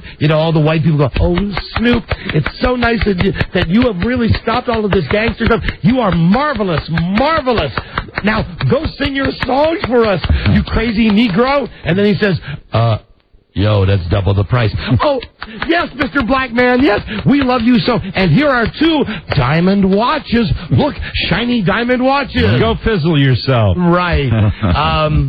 Danny DeVito, Mike, I know you love hearing about Danny DeVito. Oh, do we have a tribute to my man? I said it earlier. He's not box office poison. Not at all. Most popular star in the country. Yeah. He's guaranteed now. He's going to be doing the next movie with Drew Barrymore. Jesus is box office. Jesus Christ is the new Adam Sandler. Yes. He's the new Harrison Ford. Mm-hmm. He's the new Johnny Depp. Yeah. He's the new De Niro, Pacino. You roll them all into one. He's the biggest movie star in America. It's fantastic. You've read the book. Now see the movie. America loves Jesus. He's a superstar. Yes. Danny DeVito. Why is it celebrities get caught doing this? That he goes into a store, Victoria's Secret, and he wants to buy stuff for his dog wife, Rhea Perlman. The lovely Rhea. And they've been together a long time. They have, and that's a marriage. You look at them and you can understand why they're with each other. Sure, and why they weren't in Lord of the Rings is beyond me. They're both short and ugly, but they're talented. Right. Yeah. Most people think that they're in love. But Danny DeVito, because he is Danny DeVito, I think if you shave Rhea Perlman's head and get her to say "my precious," you wouldn't have to spend all that computer money. She could be in. I mean, if you can't limit yourself to Lord of the Rings, well, I just thought she'd be great with a shaved head. She could be in Star Wars Episode 2. Yeah, absolutely. She could be in Attack of the Clones. But really, if you really want to go, whatever that character is, and I'm not a big Lord of the Rings, Gollum. I just know that. What is it? Isn't it Golem? Golem. But good luck finding anything that'll cut that hair. But of course, you probably have to go with a. You probably have to wait for the natural occurrence, like with Mama Soprano. Wait for all of Rhea Perlman's hair to fall. But I think it would be perfectly acceptable. It wouldn't be. I think you could keep your PG-13 rating. Sure. There you go. We have the sound effect. Ms. Perlman, we're going to just take a little bit of. Hold on, Ms. Perlman. There you go. Cut that hair off. So Danny DeVito, because he can't go anywhere because he's Danny DeVito, right. And he's little and everybody sees him. He goes into Victoria's Secret and he wants to see sexy lingerie in red. Mm-hmm.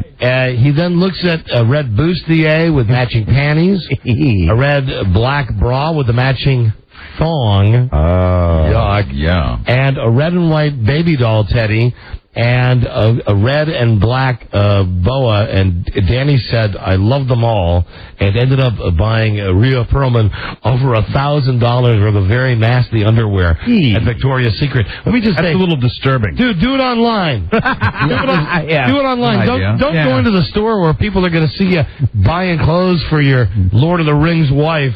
And a lovely red bag for her head. And Donald Trump, and someday we will do that contest, the Donald Trump haircut contest. Oh, good. The Apprentice is on. Everybody seems to be loving it. Yeah. They've already confirmed they're going to do Apprentice 2. Now Donald Trump says, hey, I'm loving it so much, I have already signed up for The Apprentice 3. Yeah, okay. He's digging it. Sure. He's kind of rubbing Les Moonves' nose in it, so I think he'll do it for as long as it's hot. Mm-hmm. And I got one more. I got time for one more, because we got a phone scam. Oh, God. Which one do I leave you with? You want to hear about... Okay. Michael Jackson? Please. Hi. The Jesus Juice? Hi. All right. Here's the story very briefly, because we got to get to your phone call. At 877-365-3636. Phone scan lies straight ahead. When Michael Jackson flies, his preferred in-flight meal is Kentucky Fried Chicken, chocolate chip cookies, and wine. Oh, yum. He likes to drink that'll keep you regular. He likes to drink the wine out of empty soda cans. Apparently, this comes from the Santa Barbara Sheriff's Department. They got search warrants this week, and they found out that he loves finger-licking good Kentucky Fried Chicken and chocolate chip cookies and... There's nothing like a great Pinot Noir to go with the 11 herbs and spices.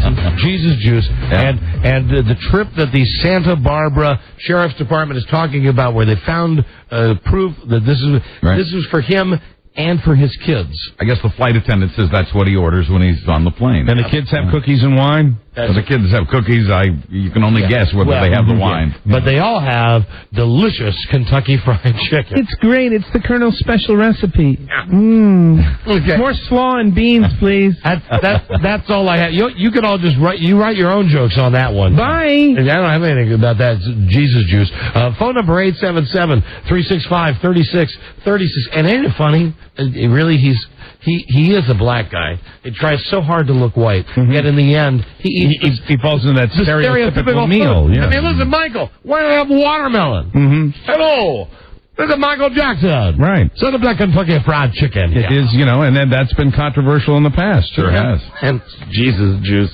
And okay, Michael needs Kentucky Fried Chicken. Also, get a 24-pack of Coca-Cola in cans and empty out all of them before we get on the plane. And I wonder if it's red wine or white wine. Bill, which goes better with fried chicken? He drank both from what we've been told before, and he had different names, I think, for the red and the white. Yeah, he did. One was Jesus' blood. Right. And I think the other was Jesus' juice. If I remember right. And That's right. Traditionally, white wine goes with chicken. Yeah, I'm starting to tremble just thinking about it. Phone scan. Listen, your calls, unscripted. We love this part of the show. Your calls on anything coming right up.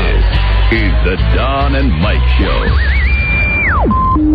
When the tumor was dissected into tiny pieces and analyzed, pathologists found it to contain some very bizarre things.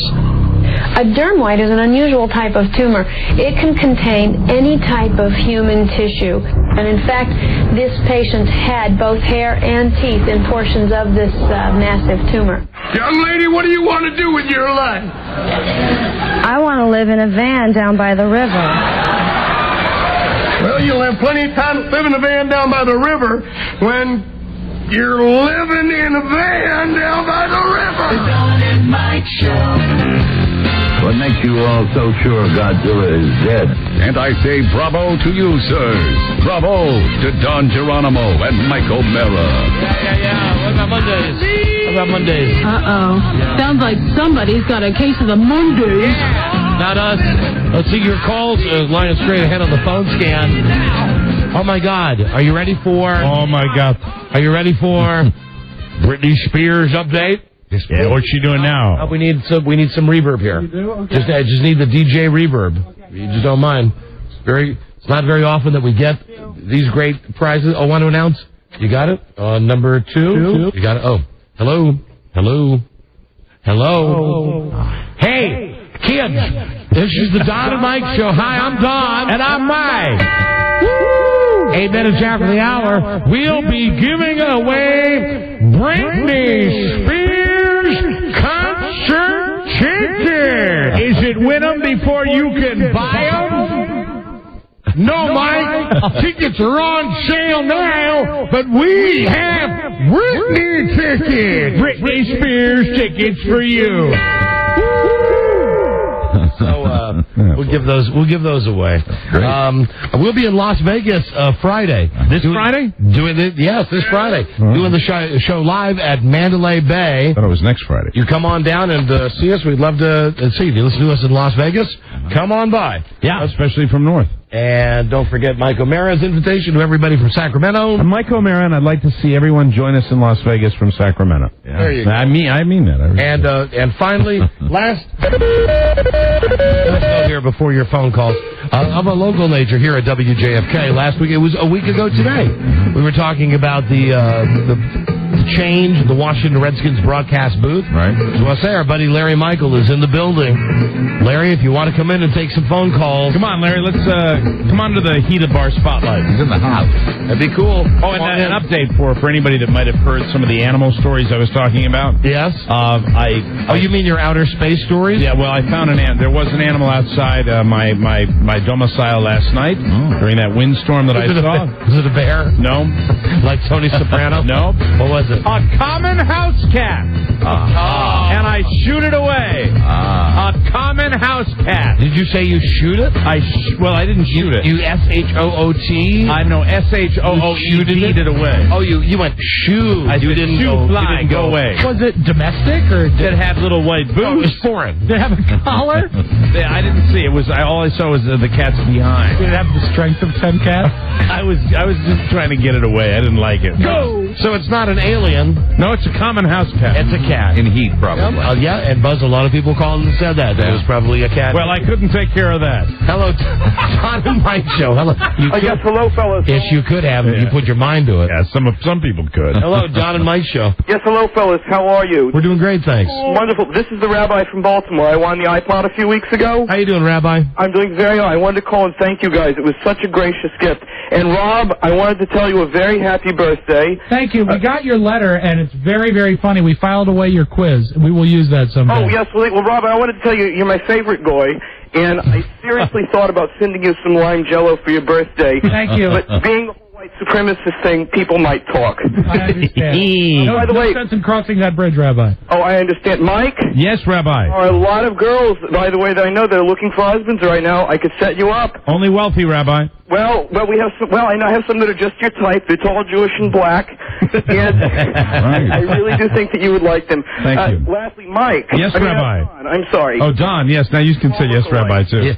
Yes, Rabbi. Oh, Don, I wanted to tell you we're having a special today at the synagogue on circumcisions. Get out of here. The thing is, the guy's really a rabbi. He is a rabbi. Hello, Don and Mike Show. And I think it's wonderful that he calls. Enjoys the show. I think it's nice.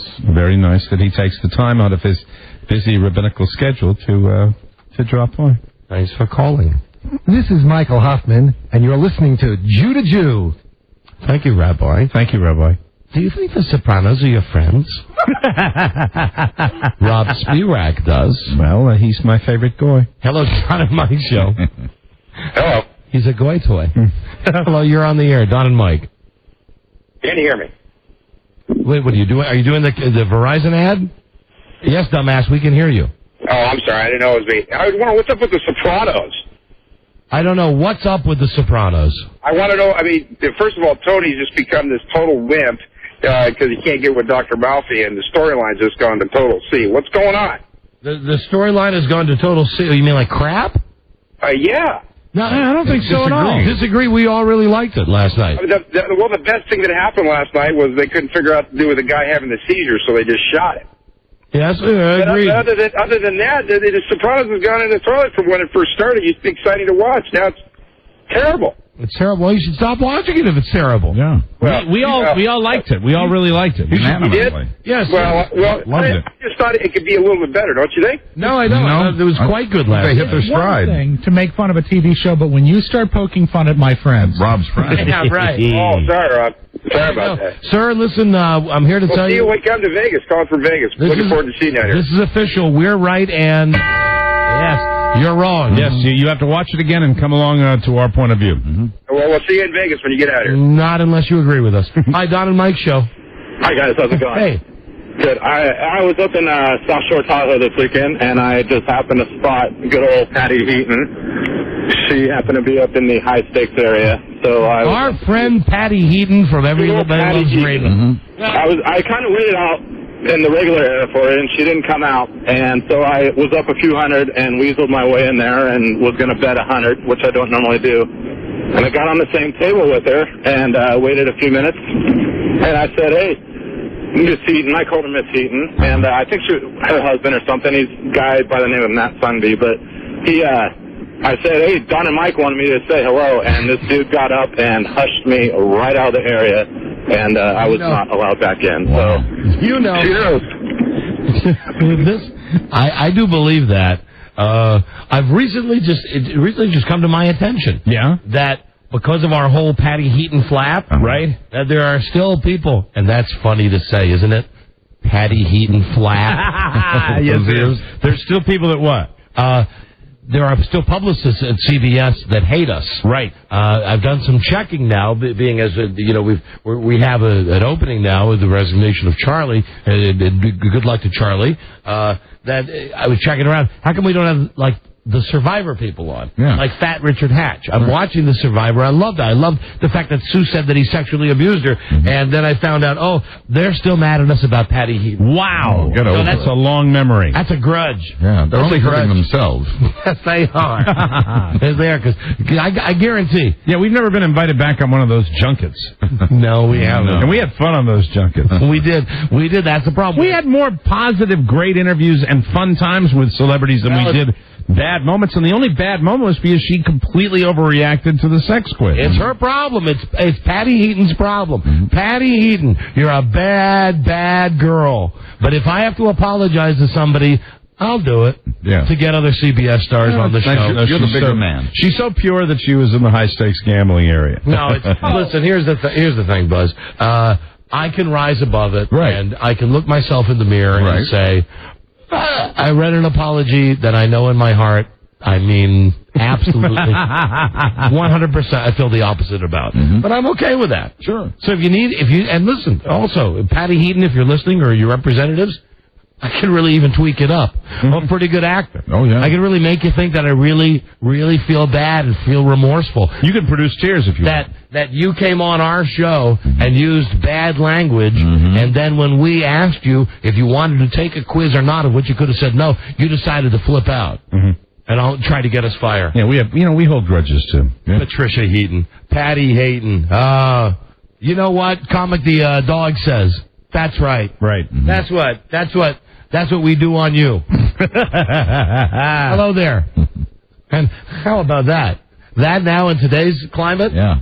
Ladies and gentlemen, that was a rave out. Watch out. Territory. That was Calm down, Mr. Hot Temper. That was me losing control. Oh, wow. Hello? Don and Mike show. John and Mike, what's up? So anyway, the Patty Heaton thing is still out there. Yeah. It'll be funny. See if we can get it resolved now. Yeah. John and Mike? Yeah, hi. Hey, what's going on? Hey. Hey, I have a birthday song for Rob. I learned it in Munich when I was there in Germany. Oh, well, let's hear it. It goes, Ein Prosit für Gemütlichkeit. Ein Prosit. Rob's nodding like he knows what you're singing. Gemütlichkeit.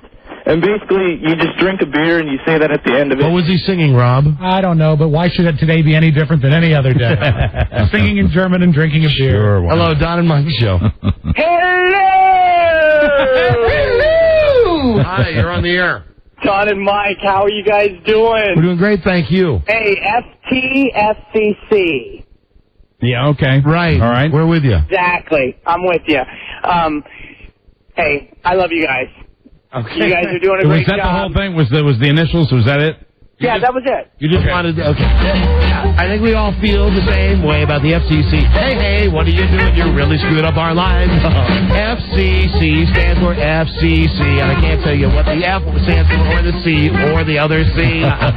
You can imagine it's really, really bad and filthy, and you can imagine I'm thinking even worse stuff right now. Yeah! If I could, I would make threats about the FCC, but I can't, so I just have to say FCC. Bingo. Witch hunt continues. Incidentally, the fines, these big, we're going to wipe out civilization fines against broadcasters. Yeah, still hanging over the heads of this corporation and many other broadcast entities. They've promised them on Friday, and then it didn't play out over the weekend, and now, yes, the latest is that the radio industry will fall to its knees by the end of this week. Yeah, and who knows? And there have been rumors that it might be after the election. Yeah, well, that was... I mean, there are all sorts of rumors. Nobody really knows. That was a rumor that was started by a guy who really doesn't know a lot about what's going on. You never know. I do think probably in a week or so. Right. We'll see. We shall see. Hey, let's hear it for the FCC, though, huh? Yes, interesting climate we're living in right now. Hey, great. Yeah. Aren't they a great, really just a fantastic governing operation? What would we do without them? Oh, Buzz, what would we do without them? Have fun? Yeah. Well, you just heard that they're simply responding to all that public pressure, which we don't think exists. No. And where was that? I was looking at something today saying that of all of the complaints that they allegedly received about Janet Jackson, that a large percentage of them were people saying, why are you making so much out of Janet Jackson? Right. And the negative response, the way I understand it, is response from organized groups. And, hey, listen, FCC, I don't know about the rest of America. Maybe I'm too close to it because I work in the industry. When I say organized groups, too, groups that are designed to send these mass emailings to legislators. Right. I, for one, now, it's like a reality show. I don't like it because I'm inside the business, but I want you to have your McCarthy hearings every week. Right. I mean, aren't you going to have any hearings this week and call any more innocent broadcasters and try to make them sacrificial lambs? Come on. And you promise that you're going to cut our heads off, and then you don't do it. Right, get it over with. Come on. But I'll tell you this, of all of the communications commissions, they're the federaliest one. Yay! They are. They stink. Yeah. They're little stinkers. They're bad little stinkers. Very bad. Hello, Don and Mike Show. If you want to see... One more thing. By the FCC. If you do want to see something funny, go to FCC.com or FCC.gov. And the commissioners, the 5 people who are really heading up this witch hunt, right? Each of them has their own personal webpage. Oh, isn't that nice? So you can get a good look at them and what their thoughts are. Wonderful. And their feelings, and I believe it has a place to email them. Exciting. So you might want to start with, my favorite guy is a guy named Mike. He's my guy. Of the you like Mike? Of the 5 of them, yeah. Yeah, color me guilty. He's my favorite, and he's the one that seems to make the most amount of sense. Absolutely. Salute. Drop him a line. He's the one that would probably enjoy hearing from you. Yeah, of course. That you really are loving everything he's doing. Mm-hmm. Anyway. Hello, Don and Mike Show. Hello? Hello. Hey, I got a question for you. Yes, sir. What's Michael Jackson like the best about 28-year-olds? No jokes allowed, sir. That's another segment. Come on. Hello, Don and Mike Show. Plus, if you got a joke, you got to tell us up front so we can do the phone number thing. Absolutely. Hello, Don and Mike. Hello? Yeah, you're on the air. Hey, Mike, when are you going to take over Brady's?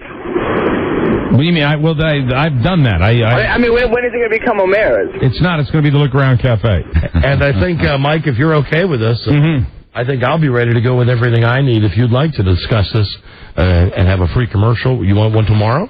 Whenever you want, Don. I mean, I'm prepared I'm prepared in both a positive way and a negative way. It was.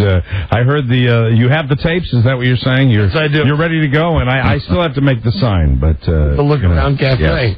Okay, we'll talk about it tomorrow. That's good. And Mike officially... Please be as kind as you can. Mike officially takes over his new venture, the Look Around Cafe, next week, right? Yeah, St. Patrick's Day. It will have a new name on it, but... the name will be? The Look Around Cafe. No, it's O'Mara's.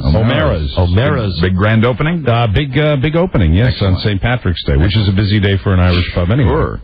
Yeah. Hey, now. This could be very bad. Hey, now, no. This could be very good or very bad. This is going to be very good. I'm going to love talking to you about this. Yeah, I know you are. I really am. Yeah, I've never been to the place.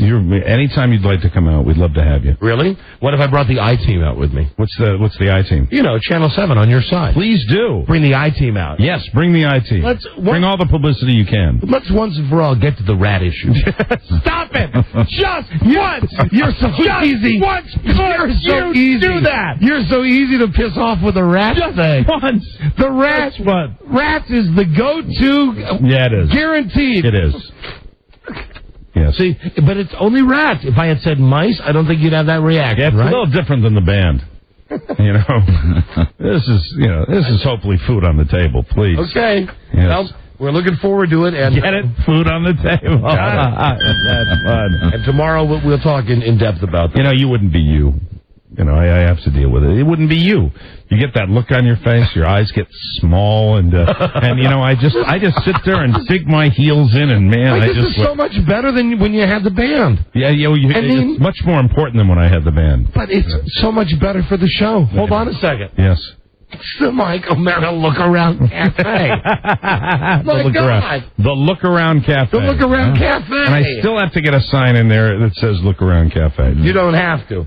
I don't want to say anything out of school, but you got it. No, don't promise Mike, you're not going to deliver. Who got you your Red Sox sign? It's up there. Okay.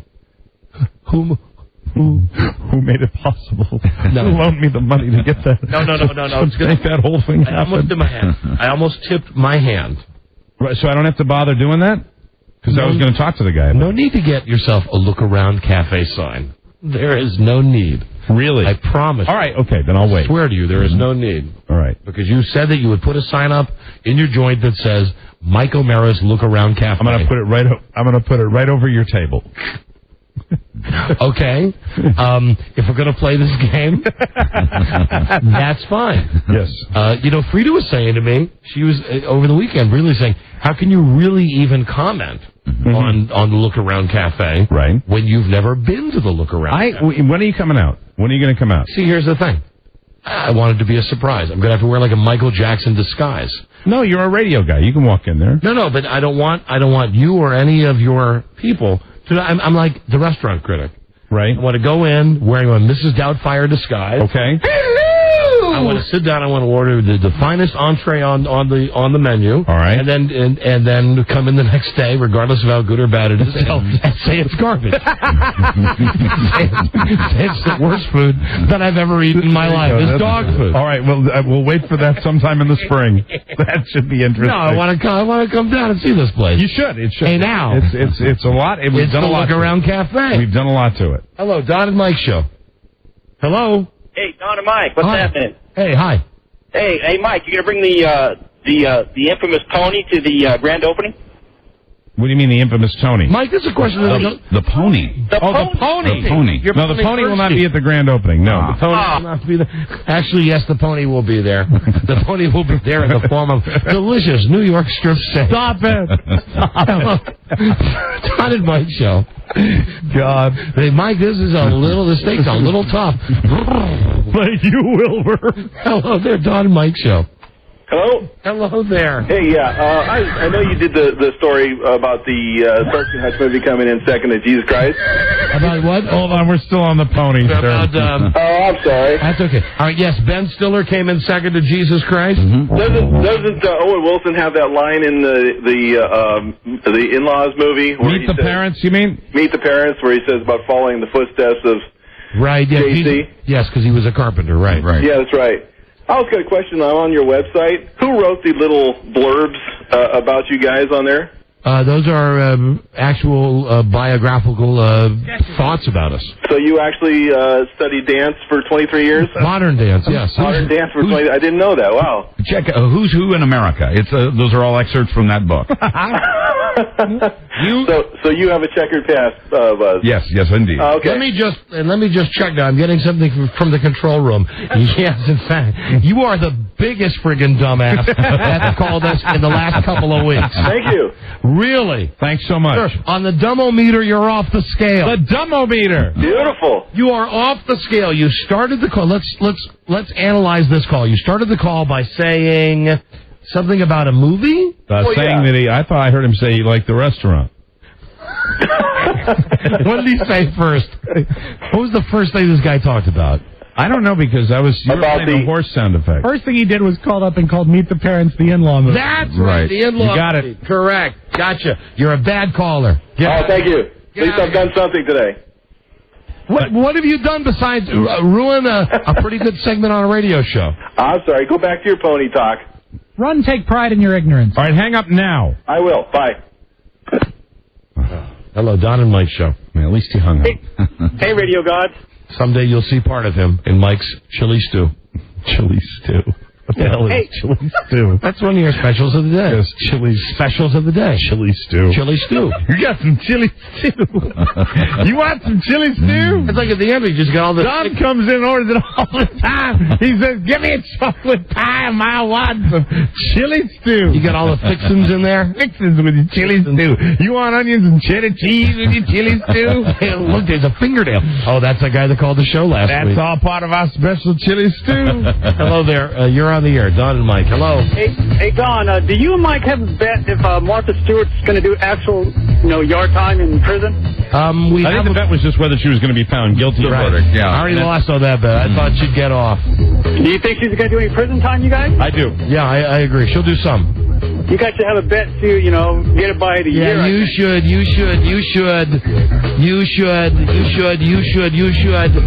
How would you like it if you were doing a job and some moron called you up and said, hey, yeah, you should. What would you say to that person? I'd probably hang up. What was that? Hi. Don and Mike show. Hey, babies. Hi there. Hey, if you want to have a good giggle, go to the FCC.org and read some of the transcripts that those commissioners talk about. No, that's okay. I'd rather not. Yeah, but it sounds like they're kindergartners. .gov, write them. No, you're right. And you guys really should look at that. It's pretty crazy stuff. And incidentally, if you are going to write somebody, keep it intelligent.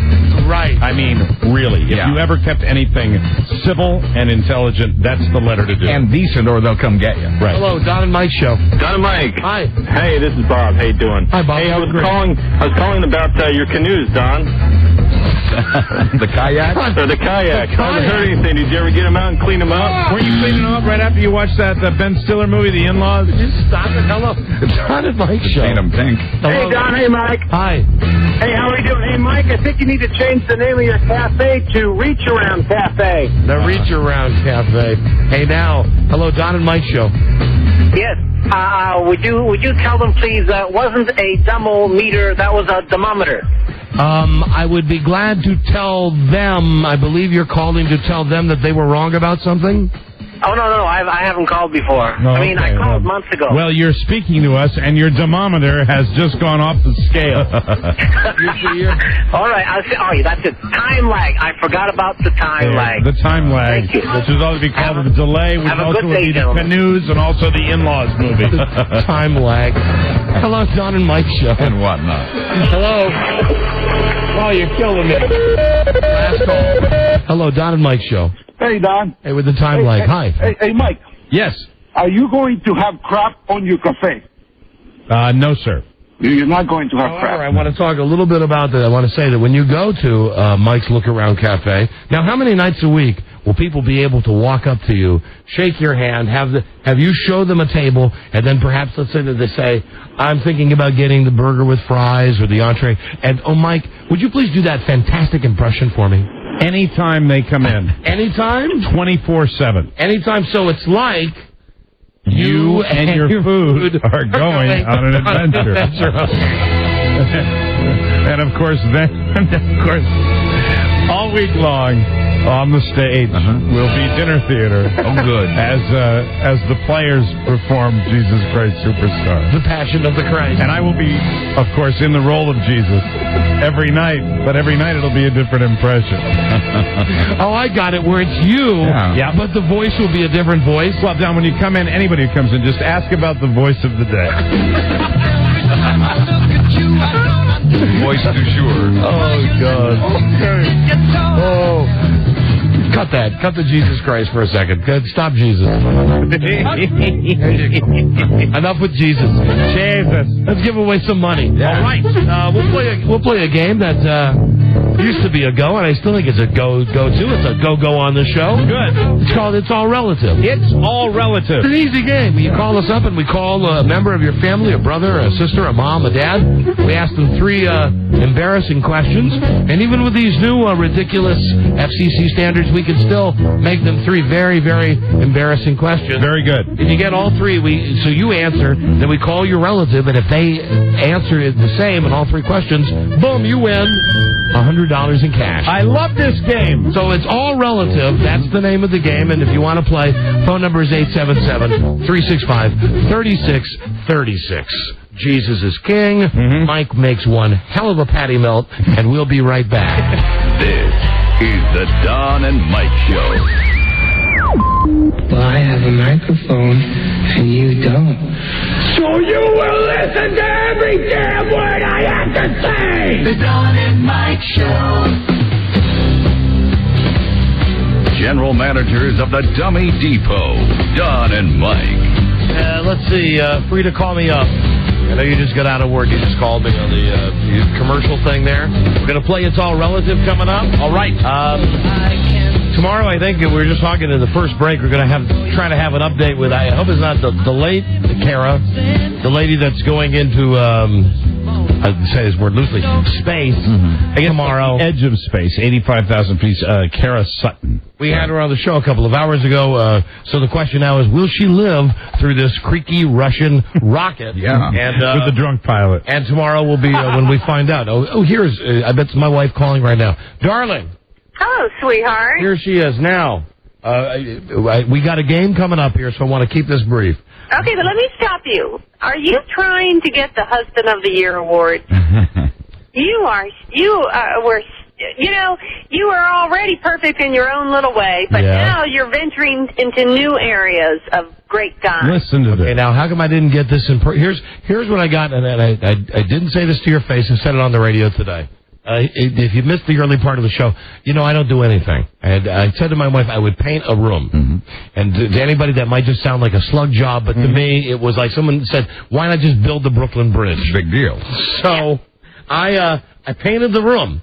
And the carpet, too, I might add. I mentioned that. And when my wife came home, the reaction that she got, here's what I got. She said, oh, this is beautiful. This is so nice. I am so glad I picked this color. This color looks great. I thought you could tell that I said, this looks great. Oh, and the color's great. It's a great job. I thought you knew that was, the application was half of it, the reason it looked great. I mean, the color looks nice, but you did such a nice job. I said, oh, this is beautiful. My feels of delight would have been payoff enough for you. See, this is why we have to have these discussions on the radio, because sometimes in real life we don't. We could have had this privately. You could have said. What about yesterday when I came to see you at your job and you embarrassed me about my haircut? You are so cute. You just didn't want to say you got to cut it. Hair cuttery, nobody cares. You do. You and all your snob friends do. I mean, the way you said it to me. And I was mentioning how shy you were and sweet, and people remarked on how nice you were, and I said, oh, he's so shy. And when one person said, you really didn't look like you wanted to be there, I said, he's just shy. I said, and then I embarrassed him about his hair because he didn't want to say you got to cut it hair cuttery. And then the people all over say, well, I go to a barber. Well, I just go to this. It's all in your own little mind, my sugar man. I'm standing there with these people you work with, and you look at me like I'm 5, and you go, oh, look, you got your hair cut. Where'd you go? Like a retard, would you go?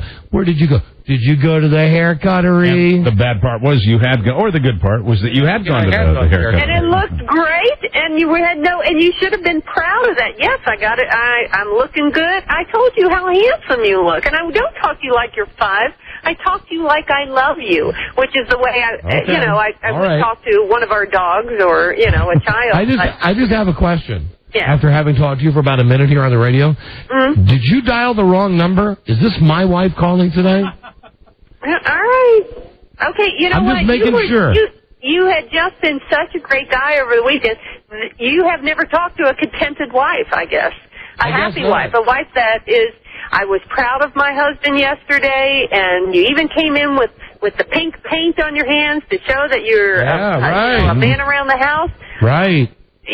I don't know if you'd rather me be crabby with you. You can go back to your old ways. That's easily enough arranged. No, I just didn't know. I didn't get quite the over the top that I'm getting now here. That's all. But okay, so you're happy. So you're not mad. You don't think I'm 5.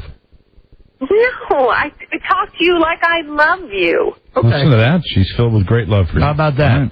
Right. But now here's the question. Now, does that mean I have to do more work now?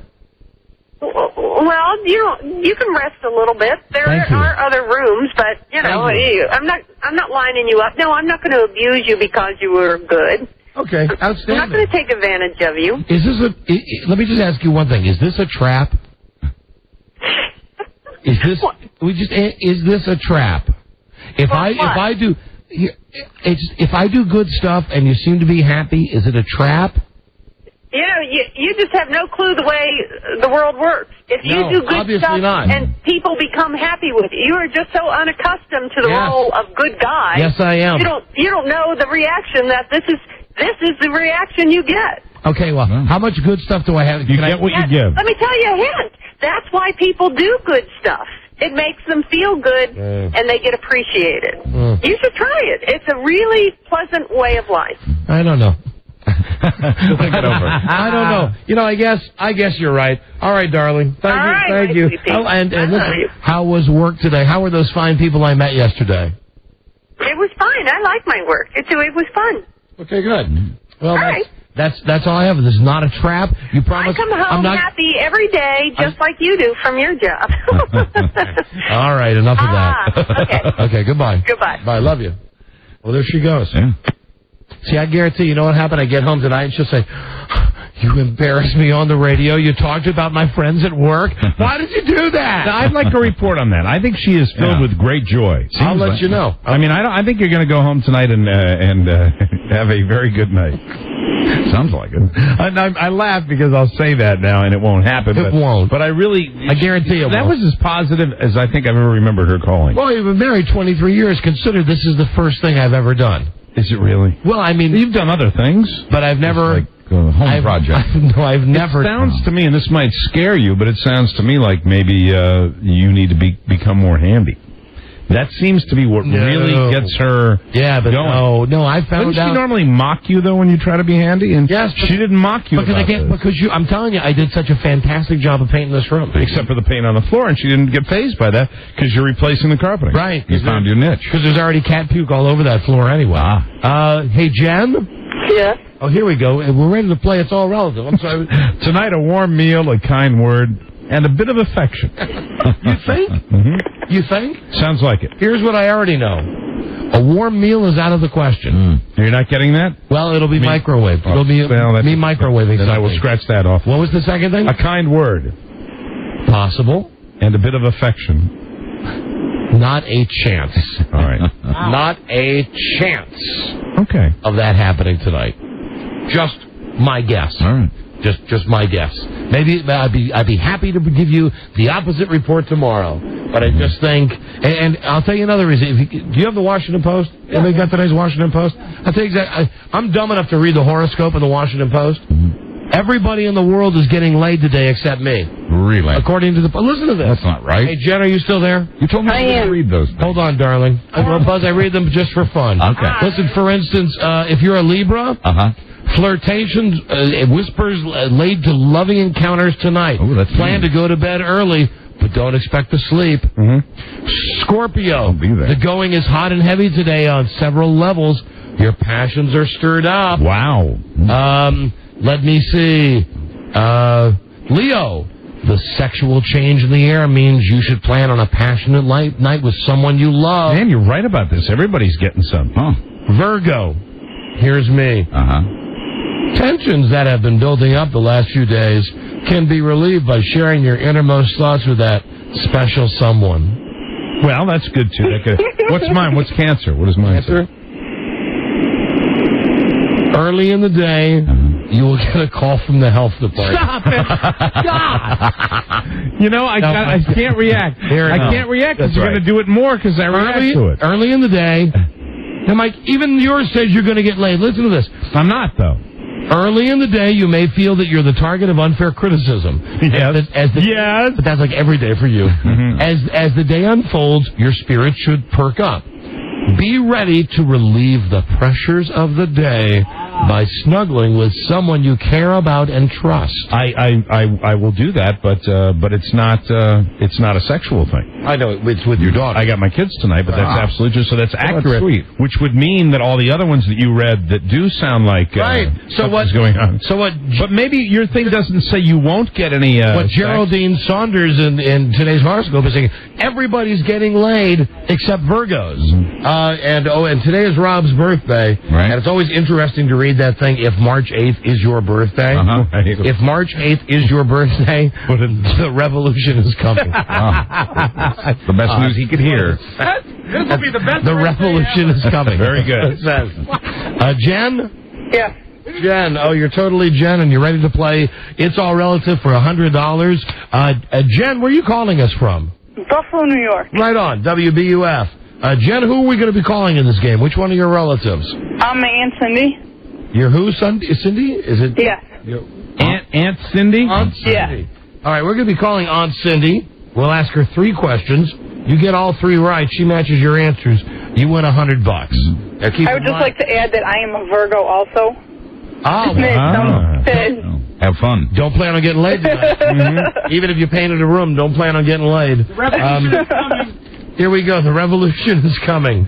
Now, keep in mind that, the questions can't be exactly like they used to be, but still, we can ask plenty good ones. Sure.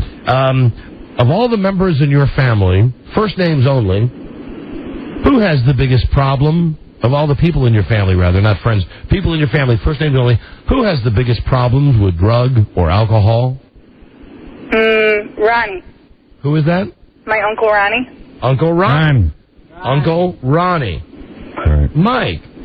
She might call him Tiger because that's what we call him. Tiger. All right, we'll put that in parentheses. Tiger. And just so we know, is it drug, alcohol, or all of the above? Maybe all of the above. All of the above. Beautiful. Mike. All right, Jen, in your family, of all your family members, male or female, who do you find most attractive? In my family? Who's the most I'm going to have to say Sarah.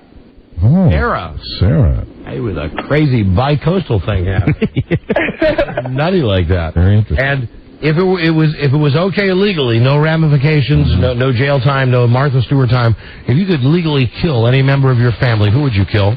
Melissa. Martha. Oh, is it Martha or Melissa? I'm sorry. Melissa. Martha. No, Melissa.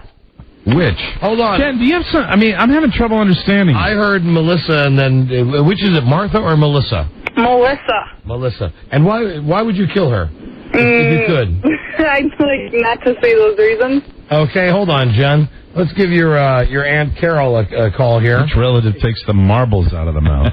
You got a number there, Robbie? Aunt Cindy. Okay. What did I say, Carol? Right. It's Aunt Cindy. Who's the one with the most alcohol? Where are me?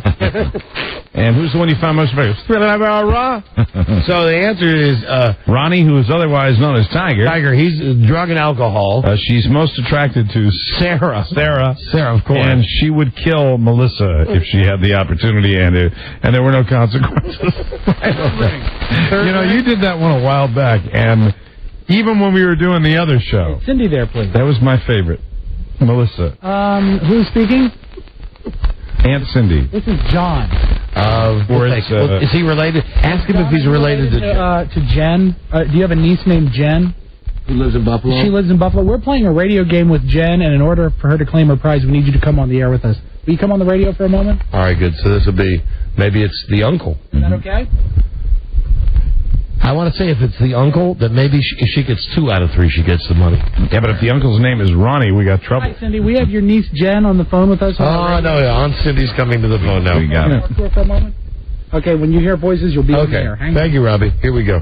All right, everybody. Here is Aunt Cindy. Aunt Cindy. Hey, Aunt Cindy. Hey. Hi there. Hi. Welcome to our radio show. We have your niece, Jen, on the line with us. Hi, Jen. Hi. Hi there. Jennifer. Hi. So we asked, Aunt Cindy, we asked Jennifer 3 questions about your family. Okay. And she's got a chance to win some money if your answers match up. Okay. Of everybody in your family, this game is called It's All Relative. It's all relative. Okay. We do this game as a public service to help families come together. Of all the people in your family, who do you think has the biggest problem with drugs or alcohol? This will bring you together, Cindy. Pardon? Go ahead, just answer the question, please. We're just healing What station is this, anyways? This is the Satan station. It's the what? Satan station. So, Cindy, Jen answered this question. If you match it, you can help her out here. Who is the family member with the biggest problem with drugs or alcohol? I would have to say that would be her uncle. And who would that be? What is that? No last name I would necessary. say we'll go with a code name as Tiger. Tiger! Yeah. Tiger is a winner. Tiger, a winner. That's pretty good. I'll tell you right now that you've already won a $50 gift certificate to Applebee's. Yay! You don't have to settle for fast food. Applebee's Carside now ready to go at your neighborhood Applebee's. All right, Cindy, you ready for question number 2? Okay, I'm ready for question number 2. There are 3 questions on Cindy. And Cindy, listen carefully if you can. Okay. All right? Question number 2. Who is the family member, male or female, that you feel, and obviously Jen feels, is most attractive? Is most what? Attractive. Attractive. The prettiest, the more handsome. I would have to say that would be herself. That would be Jen. Oh. I'm so sorry. She said lovely Sarah is the most attractive. Oh. What's that? That's kind of a non-committal. Oh. Oh. Oh, well, Jennifer's really into herself, too, so.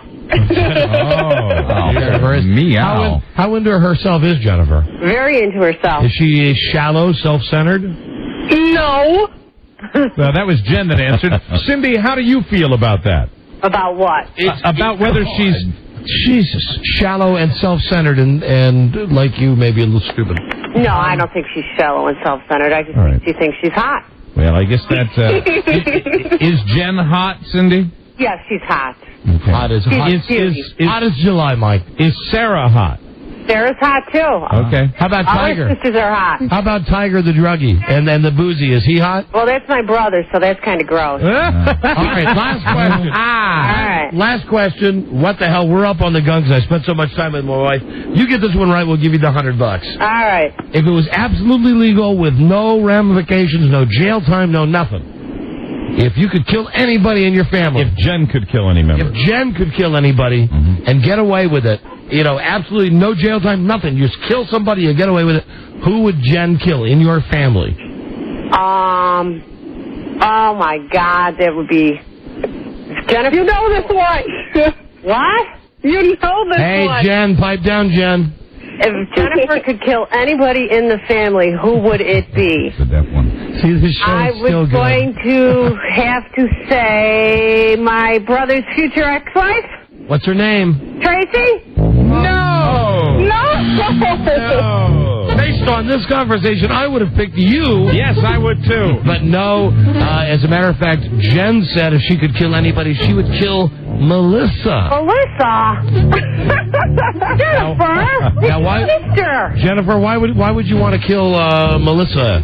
I don't like her. And is it your sister, Jen? Yes, it's the oldest. The oldest, your older sister. And who's the girl that Aunt Cindy thought you wanted to marry or kill? It was Sarah. My uncle's ex-wife. You are a modern American family. Is that Ronnie? Is that Ronnie's ex-wife? Yes, it is. Oh, Cindy, see, that's who you want to kill. No, I don't. No, yes, Cindy, you do want to kill Tiger. No, Tracy. No. Tracy. Cindy wants to kill Tracy because it's the ex-wife of Cindy's husband, right? Not my husband. Is Cindy there? Oh, forget it. Hold on. This family is impossible to communicate with. Aunt Cindy is talking about she'd like to kill the wife of the guy who's the boozer and the alcoholic, right? Yeah. And the pill popper. The ex-wife. The ex-wife of Tiger. Right. And why did she do Tiger wrong, Cindy? Yes. All right. Yes. All right. And what about sweet Melissa? She just doesn't fit the family picture. Melissa's not into herself, and she's not self-centered, and she doesn't think she's hot, and she studies all the time, and she's a good kid. So that's why you... Wow, she's not a partier or anything like that, so that's why she's the outcast of the family. Cindy, you just dissed Jen, didn't you? Yeah, I always diss Jen. Jen knows what Aunt Cindy feels about her. Oh, what do you think about her, Aunt Cindy? What do I think about her? About Jen, yeah. Oh, I love her to death. I wouldn't change a thing about her. Sounds like Right. it. Oh, yeah. Okay, congratulations. For winning nothing? No, hold on, no. Certainly not nothing. Certainly not nothing. What a lovely woman. Everyone. If you were here, and this is very out of character for me, your prize would be a sharp backhand across your head like Bernie Mac does to his kids. There was a scene last night. Listen, I do love me the Bernie Mac. Sure. He is so freaking funny. At one point, he walks into the kids' room last night, and the kids are doing something. His kid said something stupid, and he just goes, "Would you stop with that?" He does this thing, just goes, boom, right on the side of the kid's head. Corporal punishment on network television. No, but you know what it is? It's a loving tap. It's a love tap, right? That's what I do. I'd give you a love tap. Honey, hey, Aunt Cindy? Yeah. You like Applebee's? Yes, love Applebee's. There. Each of you get the $50 gift certificate to Applebee's. So each of you get $50 worth of stuff at Applebee's. If you go together, that's $100 worth of cheese sticks. Oh, yay. Thank you for playing It's All Dysfunctional. All righty. Thank you. you. Thanks. Bye, Jen. I agree, Bye. and I believe that name change is in order. I like Cindy. that. Yeah. We love her because she doesn't study and she parties, and I hate her and I love her. And here's Whatever. Wow. They were nice. That's an unexpected bonus on a little game like that, isn't Wasn't it? Aunt Cindy special? It's all dysfunctional.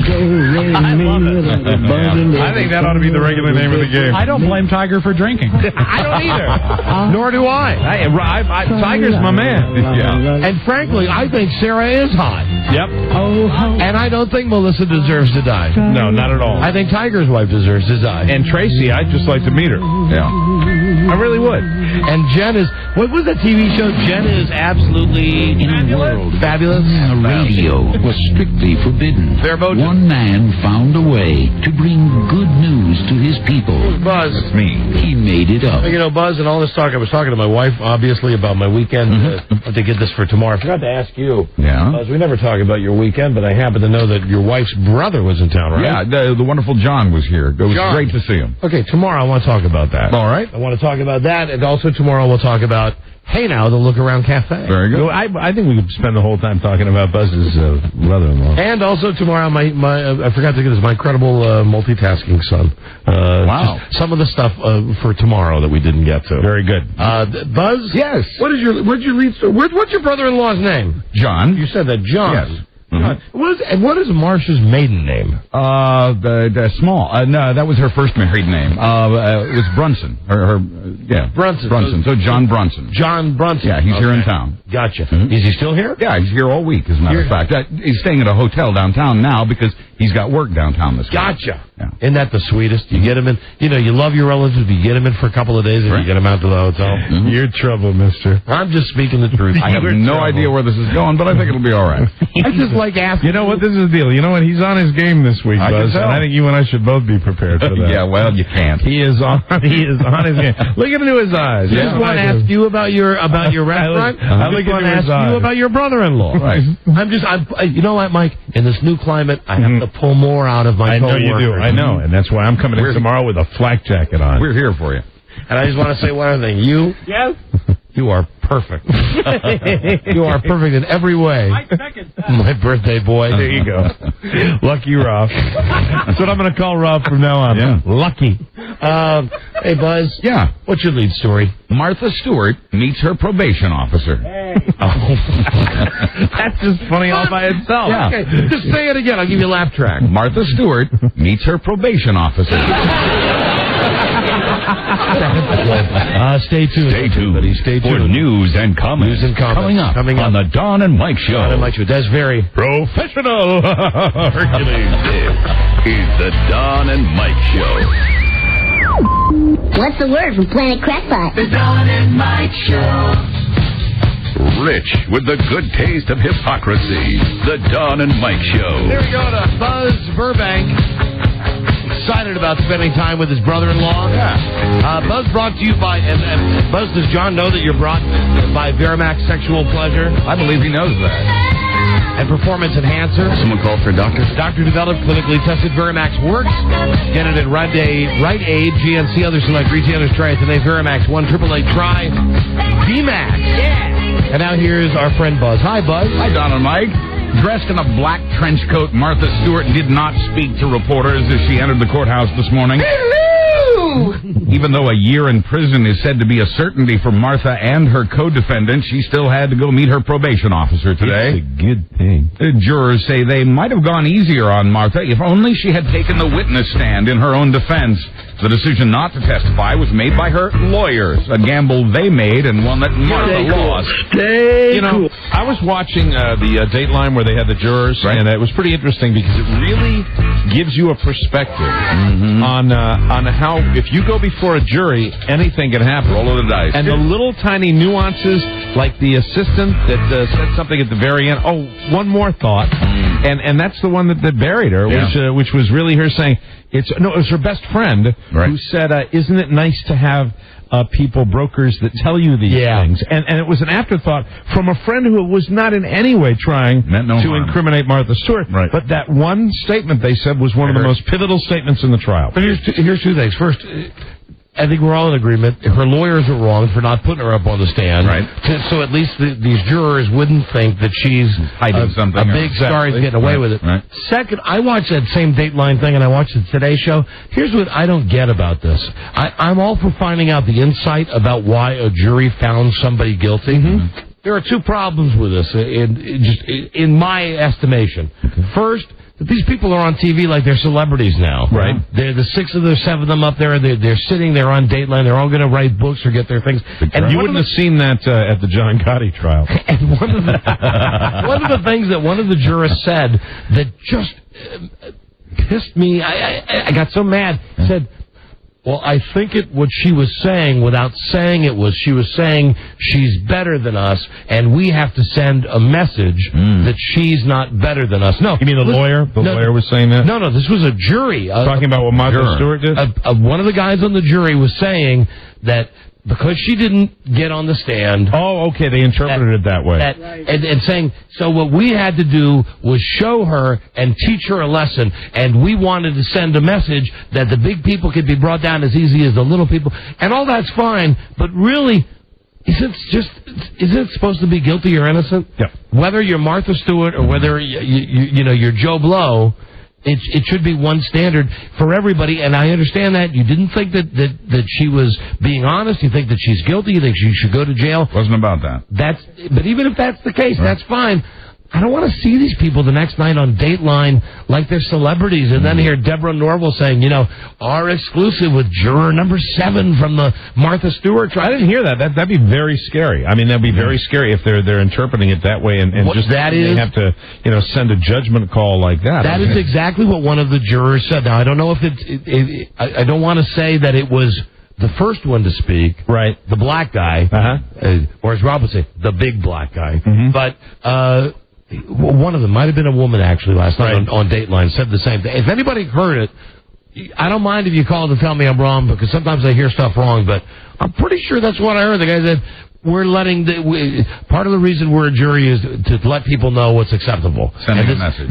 Sending a message. Right. Well, I mean, if she's guilty and they thought she was guilty, making that statement's not necessarily incorrect. If they're saying it because they're somehow judging intangibles, then it's very, very wrong. That's why they found her guilty. And even if they are, even if that's why they found her guilty, don't go on TV to make yourself famous to get your own 15 minutes to talk about it. I think it's really a bad thing, really, now that I'm thinking about it. I'm thinking aloud right now, that I think it's a bad thing that juries go on television anyway. I don't think it ought to be allowed. I really don't think it should be allowed. Because once you're on a jury, you should be... In our current society, these people all end up on Celebrity Justice. Some of them will get their own shows out of this, perhaps. The whole jury system is shrouded, or not shrouded, but balanced by the fact that you can vote and discuss in secret. Right. The way the justice... And even after the trial, it seems to me that maybe they should... I just found the whole thing very disturbing, and also reinforcing something that's probably been said to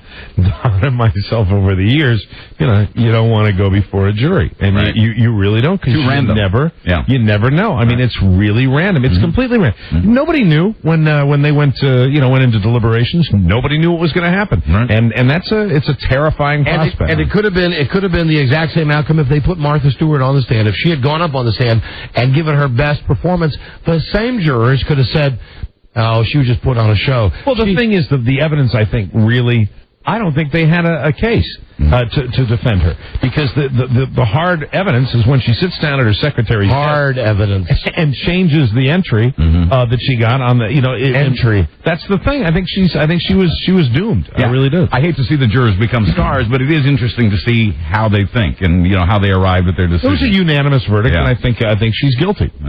Well, none of this is a good thing for Martha. Today, she resigned her seat on the board at Revlon. The remaining board members and Martha Stewart Living met to decide where they go from here. Now, is that B-O-A-R-D or B-O-R-E-D? Well, the remaining board members. Either one, really. But and her TV show was taken off the air today by 2 Viacom outlets, CBS and UPN. The show had already mostly been buried with airings in the middle of the night. That's incredible. You're right, Rob. So that's okay. Yeah. That's okay. Yeah. All right, whatever. And earlier you told us about the David Crosby marijuana bust. Well, a musician from a more currently relevant group, meanwhile, has been arrested for punching a newspaper deliveryman. Who? The paper guy accused 32-year-old Todd Harrell, the bassist for Three Doors Down, of stealing newspapers from a convenience store vending machine. The paper guy says Todd paid for one paper and took 3, and that when confronted, Harrell punched him in the face 3 times and then kicked him in the groin. The paper guy also faces charges because he allegedly drew a gun on the musician. It happened near the band's hometown along the Mississippi Gulf Coast at a convenience store called the Cheapo Depot. What is that Three Doors Down song that everybody plays? Kryptonite? No, the slow one. They got someone out there. No. I know the one you're talking about. I go down to get the newspaper, and I reach inside for 35 cents. I get 4 papers instead of 1. Whoa, yeah. Oh, then you got my 4 papers. Here they are now. Price. I want 4 for 1 special at the Cheapo Depot. I like the Three Doors Down. Oh, here they are. This is the song, Three Doors Down. Jesus Christ. Rob, it takes so long to set it up. I know. The machines take so... Forget it. Just forget it. Look, I press the button. It's not even... Oh, well, everybody's heard about the bird. How you doing? It's your first time in country? I just feel like whenever you play that out, I'm going to make a Vietnam line. I know. Joker? How do you feel about killing women and children? Oh, it's not too tough. You just got to lead them more. Oh, that's the guy in the helicopter. There you go. Some Full Metal Jacket. Fantastico. Hey, stop that. Trying to do? You ruined my record. You ruined my record, man. I just bought it. Is Dave there? Hey, Dave? Hey, Dave, where's the stuff? Dave's not here, man. Come on, Dave. An embalmer at UCLA has been arrested for allegedly selling corpses and body parts for profit. The LA Times says police are investigating 54-year-old Henry Reed on suspicion of grand theft. Ooh, I almost thought you were talking about someone who works here. They searched his home in Anaheim Saturday night and left with several boxes. Henry, what's in the Ziploc bag? The university gets... Nothing, mother. School gets about 175 donated bodies every year, and police say there will likely be more arrests in this case. Oh, man. This next story, the story might alienate some potential Kerry for President supporters, but it might endear him to others. Hold on, Buzz. Yes. Before we get to this, yes? we got a break. We have to take a break first, because I know you're going to go into... Buzz is going to go into some dangerous territory, what with these new FCC rules and all. Ooh. Yeah. Want to say hi to anybody from the FCC listening today? Hi, you guys. Hey, we're not scared of you. Henry? I'm on the phone with the commissioners from the FCC. Mom! Take those body parts outside. Mom! Lower it. I'm on the phone with Commissioner Powell. Ooh, ting, tang, walla, bing, bang. Ooh, ting, tang, walla, bing, bang. You're FCC. Okay, Yeah. Buzz. Yes. With a story that has some bad stuff in it. Shocking. Some bad, shocking stuff about John Kerry. We'll be right back. This is the Don and Mike Show. Gosh, I hate to interrupt. It's all been so incredibly fascinating and entertaining and instructive. Really, the time has just flown by. The Don and Mike Show. Home of the world's dumbest millionaire. Hi. The Don and Mike Show. And here's Guy Birdley. Hi, Buzz. Hi, Don and Mike. Well, like I was saying before that brief commercial break, this story will make some people love John Kerry and others not so much. Conservative cyber gossip Matt Drudge hopes it'll make you dislike Kerry. He's reporting that the Kerry website, the official one, is riddled with obscenities. Okay, let me just stop this. Yes, for a moment. disclaimer, sort of. Yes, here's what I'd like to say right now. FCC, guess what? Buzz is going to read a story now that has some initials of words, but he's only using words that John Kerry used on his website. He's just going to use initials. I don't get it. John Kerry has used the F word. John Kerry has used other words and is quoted on his website as using those words. Now, Buzz will give them to us in the news. Go ahead, Buzz. Apparently, some of Kerry's public comments are chronicled on his website. Matt Drudge quotes the following out-of-context phrases. Did I expect Bush to F it up as badly as he did? That's one phrase. Another phrase used is cutting your effing legs off at the knees. These are quotes. Also from Kerry, where the F is he? And also he used the phrase, apparently, scare the living S out of me. These are all real quotes from the official Kerry website. Oh, my God! They were. I believe that what we should do is have a congressional hearing, and we should look into the fact that John Kerry, a man who's running for president, on his website is alleging that he has used these four-letter words. I cannot believe it. Now, Matt Drudge... No other president has ever done Never. that. He must be the first. We find him. I have two plans, which the FCC and the government have helped me come up with. Very good. Either 25 cents for each person who has read those words on the internet, or $500,000 bully for each word. Bully. Matt Drudge says he found the quotes by going to the John Kerry for President website and doing a site search for the F word and the S word. Now, this is one thing about language. We're not going to get past this in our lifetime. No.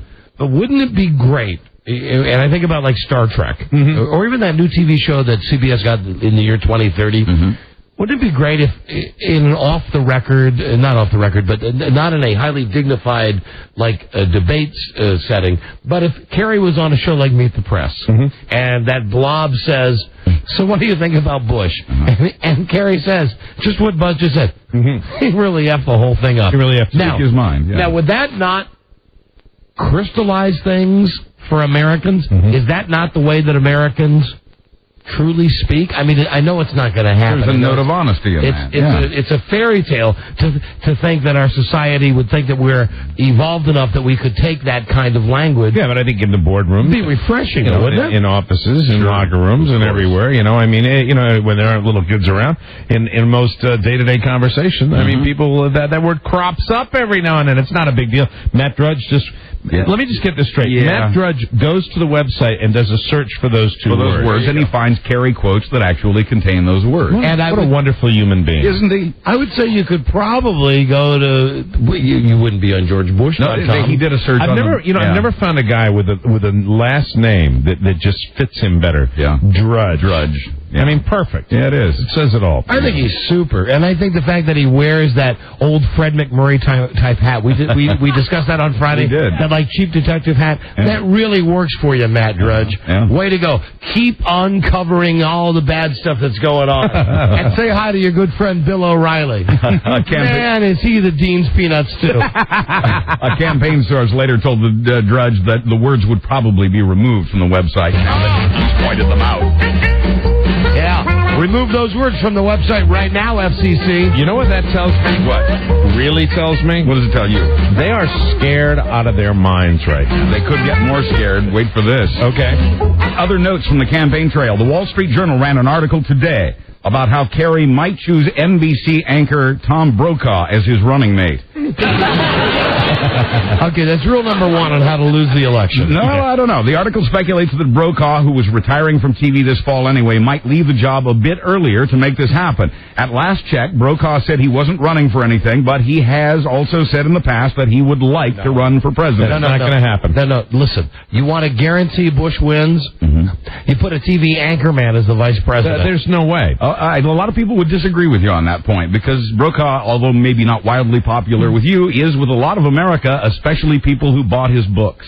Oh, well, they're dopes. Well, and I mean, they're all the but, same. I mean, you just don't. You don't. There's no way. The Wall Street. There's no way that happens, Buzz. I guarantee it right here. It will not happen. The Wall Street Journal article quotes Democrats as saying it would be for them a dream ticket. It also quotes a Republican What Democrats are quoted saying it would be a dream ticket? I'll have to go back and get the names. Because but I read they're them idiots myself. if they're saying that. He has no political experience. It also quotes a Republican biggie saying the idea makes him nervous. Ladies and gentlemen, I've decided my running mate will be... Oh, I need some applause, Robbie. Okay. You know that green cart, that thing from Clinton's? Here you go. I have decided my running mate will be Brian Williams. No, I'm kidding, everybody. I'm kidding. Who would hire a smoke like Brian Williams? Tom Brokaw! Hi, Hugh. Hi, Senator Kerry. That's Tom Brokaw. I'm very excited about Let's hear it for Tom Brokaw! thank you. I'm happy to be a Democrat and happy to support the Democratic Party in our campaign against President Bush. Tom Brokaw, and I'd like to introduce our prospective Secretary of State. Oh, no, Gene Shalit. Now we're getting somewhere. I just don't see that happening. I understand. Al Roker, come on down! Oh, thank you, Al. Al Roker. Matt Lauer, Katie Couric. Let's bring little Jane Pauley up here. Yeah. And you've heard President Bush refer to the axis of evil. Well, John Kerry's wife, Teresa Heinz Kerry, was spotted over the weekend wearing and handing out asses of evil buttons featuring the names Bush, Cheney, Rumsfeld, and Ashcroft. What's her name again? Her name is Teresa Heinz Kerry. Oh, I knew her brother. Duncan Hines. I'm sorry, it's very late in the show. But it's fine. Yeah. You're still, you know what? You're still punching. It's late in the show. You're still trying. You're throwing it up, see if it sticks to the wall. It's a baking thing. It's a bakery. But isn't Duncan Hines part of the Hines thing? I think it is. Is that really? It's spelled differently. No, that Hines is Hines. This Hines is spelled like the ketchup. Oh, okay. 57 varieties. Mm-hmm. And, of course, Gregory Hines. Yes. I'm sorry. Yeah. Way to ruin my Monday. I apologize. I wake up every day and I try to figure out, first thing I think, Gregory Hines still dead. I know. Thanks, Mike. Sorry. And his Aunt B. Mm-hmm. Scouting news, the Supreme Court ruled today that a state can remove... Hold on. His Aunt B? B. Hines. B. Hines? Mm-hmm. Hold on. Walk me through it. Like behinds. Oh. Like ass. This is why we should never stop for one of these. See, I kept moving. I know you do that. There is a reason you do the news. There's a reason I keep moving after that, too. Scouting news. See, we have moments. I'll just tell you, I'll explain to you how that works. Right. I'm going to look at him, and if he gets it, then I just keep going. If he looks at me and I get it, he keeps going. If we look at each other and we don't get it, that's when we stop. Behind. You shouldn't do that. Behind. Like Aunt B. If Aunt B was Gregory Hines' aunt. Behind. Behind. Behind. Okay. All right. I think I know where you were going with that. This is the last autopsy I'm attending. Now that's funny. That's funny, Buzz. Scouting news. The Supreme Court ruled today that a state can remove the Boy Scouts from its list of charities for state workers because the Scouts still exclude gays. The Scouts argue that such a move violates its constitutional right to freedom of association and that this is discrimination based on a viewpoint. The last time the Scouts appeared before the High Court, they got their way. Permission to continue to exclude openly gay men and women from serving as Scout leaders. Hello. This time the Scouts argument ran afoul of gay rights laws in Connecticut and other states. Mr. Stevens keeps taking us into the woods. No, I don't want to go camping. Hello. There were supposed to have been 1,000 topless women marching through Daytona Beach, Florida over the weekend. Oh, wait, now, what, was it Biker Week this week? Was it Harley Week? It's kind of at the end of Biker Week and kind of at the midst, I guess, or preparation for spring break. Right. Only about 50 women took part, though, instead of 1,000, and everyone just ignored the one shirtless man who was there to march with them. The women were protesting the arrest of the other women who get busted for sunbathing topless on the beach. Every year, John Pop comes down and joins us. Quoting the one woman who was arrested in this march, "Our breasts are not criminal." That woman, by the way, is a troop leader for the Brownies. Incredible! There he is. Guy, John. In sports, hottie tennis player Anna Kournikova still wants to be a movie star, but she's just turned down a role as a Bond girl in the next 007 movie. Oh, that's too bad. Kournikova, who's set fire to more men than tennis courts, says she wants to continue to concentrate on tennis for now.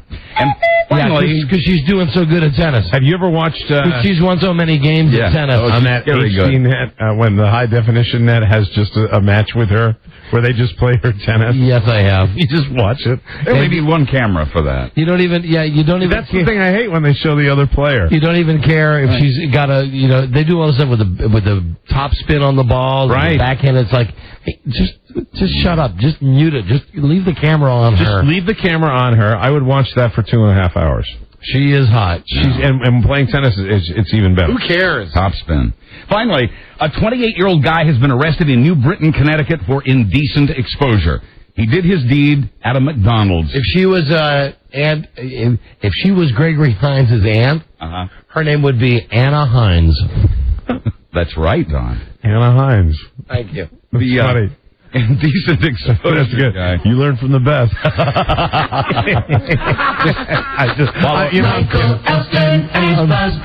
Just kidding. Follow my lead. All right.